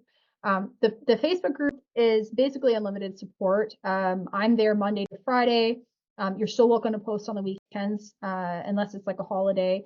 I'm in there Monday to Friday answering, and I use a Loom a lot, so I will give you like a little video response in most cases if it can't be answered by just responding to you. But we look at your chart, we look at transits. If you're like, hey, I'm thinking about marketing between this date and this date, does it look good? We can give you some suggestions. We can tell you if there's anything that might interfere or cause challenges for you or how to work on that. But it's all there, right? So, or if you've got something going on personal in your life, right? Like I had these other things planned, but it feels like shit's hitting the fan. What can I do? And we look at that and I can give you estimates of timing of when it's going to shift, how long it might last, what areas it might impact, right? And how it's connected. And so that is available to you at any point in time through the lab. Moonsight Astrology is a course that you're going to get access to. It's 1-year access. And it's essentially, these are, I'd like to say micro trainings, but they're not. They're probably, the average is going to run at least an hour. And this was what the lab was built on at first. So I customized themes for each astrological cycle. I covered things like how to read a chart, how to interpret, the different symbols, the zodiac. And so it's all in there. If you want to dive in there and learn more about astrology, this is a very good base to do that, but you don't have to. So this section is not necessary at all to use anything in the lab because we have structured the lab that literally it can be followed step by step without you needing to know anything about astrology whatsoever. The reason that we did this is that, one, there's going to be people who don't want to learn about it. They don't have time, they don't have an interest, and that's okay. The other is that if you had to learn all this stuff before you could apply it, it's really going to slow you down. So the reason that we structured it the way that we did is that you don't have to apply any of it. You don't have to understand any of it to get it working for you. And then as you have time or as you have interest, you can go into more of it if you want. But we put it this way to make sure that there's no impediment in applying the information quickly. so that if you're stuck or you're burning out, you're not having to wait 6 months to see a change, right? The planning extravaganza 2024 is already done, so you get access to that right away. These run usually about 4 hours. This one I think is actually a little longer than that. And this is, that should say 2024 and 2025. Lifetime access to this, this, even if you are not in the lab anymore, you still keep this once your enrollment is over. But if you're also looking to buy, to invest in Moonsight Unlimited, which is our lifetime access, you'll find it on the page kind of towards the bottom. You get these for as long as the lifetime of the lab. So we have done these, I'm pretty sure 2019 might have been the first one. 2018, 2019 might have the first one, and we've just done them every year. So they usually happen winter solstice, and they kick off the next year. And that's where all the cheat sheets come from. Moonsight Social, this is the, it took over 100 astrology charts to analyze and get you the breakdown of each social media platform. Again, you don't need to know any astrology to actually use it. It just shows you how to make those matches and find which platforms are best for you. It's customized entirely by platform. And this is what one of them would look like. So I show you how to read this and match it with your chart. It makes it really, really simple. And each of the social media platforms, so like there's Facebook groups, there's Facebook stories, there's a Facebook business page, Facebook ads, they're all going to have their own chart. So you're going to be able to go, yeah, Facebook, Facebook groups are great for me, but Facebook business page doesn't really do much for me. So I'm going to probably not spend as much attention on that. I might just put, some basic stuff up in there in case people want to find me and use it as like a business card, but I'm not going to really put a lot of my attention on there. Or Facebook stories is great for me, but, Facebook Reels isn't, right? You're going to know that, and you're going to know where to kind of put that in there. You're welcome, Pamela. Elsa, thank you. I'm glad to hear I could relax into the chaos. Astroclock Light is the one that I mentioned. This is where we take the transits of the personal planets and we put them into your astrological calendar. So this works with Moonsight Digital Cal. And what it does is it's going to tell you at any point in time where the moon is, where the sun is. Astroclock Light is the moon. There's also Astroclock Full, which is going to cover the other personal planets. But the moon is the one that's the most important for planning launches. And this is what allows you to integrate with Moonsight Launch and have a plug and play launch plan. This is completely customized to your chart. It gives you the exact time that the moon enters those houses. And if you are using it to plan out your month, right? As we talked about with, the moon moving through those houses, this is going to give it to you. It's going to tell you exactly what you might want to focus on from a personal or from a business perspective. And you're going to know exactly when it's going to be in there. Moonsight Launch 2.0, this is all those Trello boards that I mentioned. So it makes it plug and play. There's 10 launch blueprints that are in there, including the classic launch, healer's launch, collaborative launch, expert launch. And there is a mega launch workbook and a cosmic launch spreadsheet. So the spreadsheet helps you to kind of put in your numbers so that you know, okay, I have this many people on my email list. This is what I'm looking to offer. This is what I'm looking to charge for it. What is the, the average conversion that I could look for with that? This helps us to be able to decide, is there some things that you need to do before you launch to grow your following a little bit, to bring just the basics, the averages to the potential that you want it to be, right? This helps to kind of ground our launch planning to know how much we could expect to earn. And it makes it really helpful so that you can take the personalness out of it.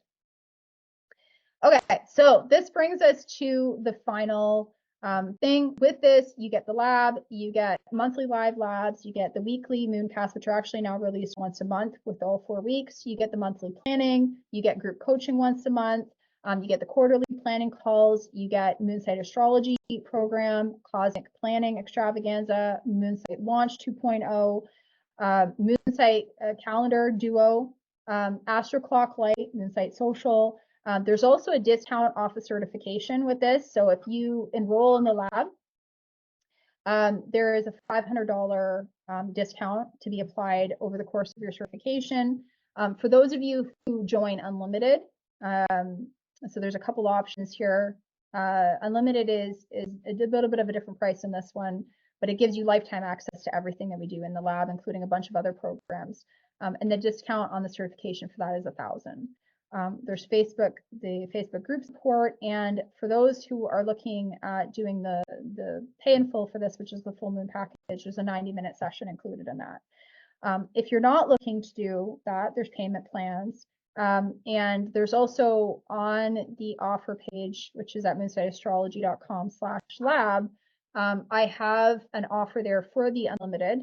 And that one is $19.97. So basically the equivalent of what would work out to 2 years payment in the lab gets you indefinite access to the lab moving forward. As I mentioned, lab is entering its 6th year. We're not going anywhere. There's a lot more that's going to be built out over the course of the next year and beyond. Things that we're going to be calendarizing the Moonsight launch system. So it's going to be put into a Google Calendar. That's going to be coming. There's going to be programs put in there about using the system to create offers. So not just the marketing of those offers, but to actually know what your people want and how to find it. All of those are going to be in there. So if you guys have any questions, let me know. I would love to have you join us. The lab will be open for enrollment for the next 3 days. And then we're going to be closing it again to focus on certification. Thank you, Rachel. Thank you, Susan. Do we have any questions, guys, about anything within the lab or anything that I covered in the presentation today? Happy to go over any of that as well. Let me know. And I apologize for the echo that we had. I literally just had to keep trying to focus on doing the presentation rather than trying to figure out how to fix it, because I'm not very good at fixing things. At least tech stuff anyway.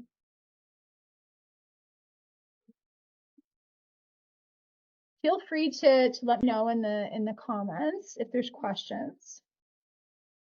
I'm going to see if I can see anything here. Okay. All right. No questions, guys? If you are posting a question and I can't see it, I do apologize. I'm still trying to figure out how to do this whole thing here.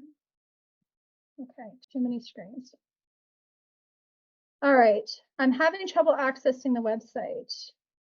Okay, so it should be www.moonsiteastrology.com/lab. Is that working for you? Let me know, Jackie.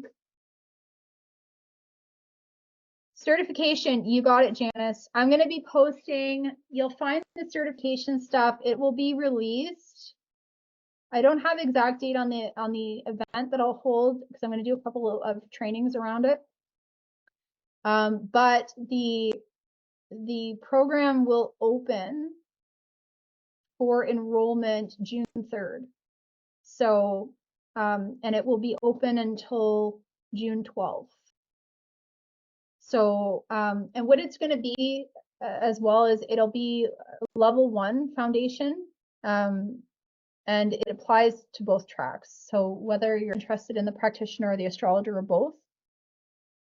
Got it. Okay, good. Thank you, Emily. Thank you. You're welcome, Janice. All right. So I think we're good. No other questions, guys? Okay, so the link to join for the lab was on the slides, and it's also, I will send it out in the link with the replay as well. But it's just moonsiteastrology.com/lab. And we will keep that open until Friday. If you have any questions about anything in there between now and then, if you're watching this on the replay or something comes to you later on and you want to ask about it, don't hesitate to send me a message. I'm happy to answer any questions about it. We have people in all kinds of industries in there, doctors, writers, artists. Like the system can be used in any industry because it's based around you, right? It's essentially your rhythm. And it's here to support you to building a business that doesn't burn you out. That is the goal. But if you have any questions about that, don't hesitate to let me know. And for the replay, I will make sure that I'm getting that out as soon as possible. It's going to run a little longer because this training was like 3 hours, which I don't think I've ever done it 3 hours. But thank you guys for hanging out with me this long. If you have any questions, though, you can send me a message.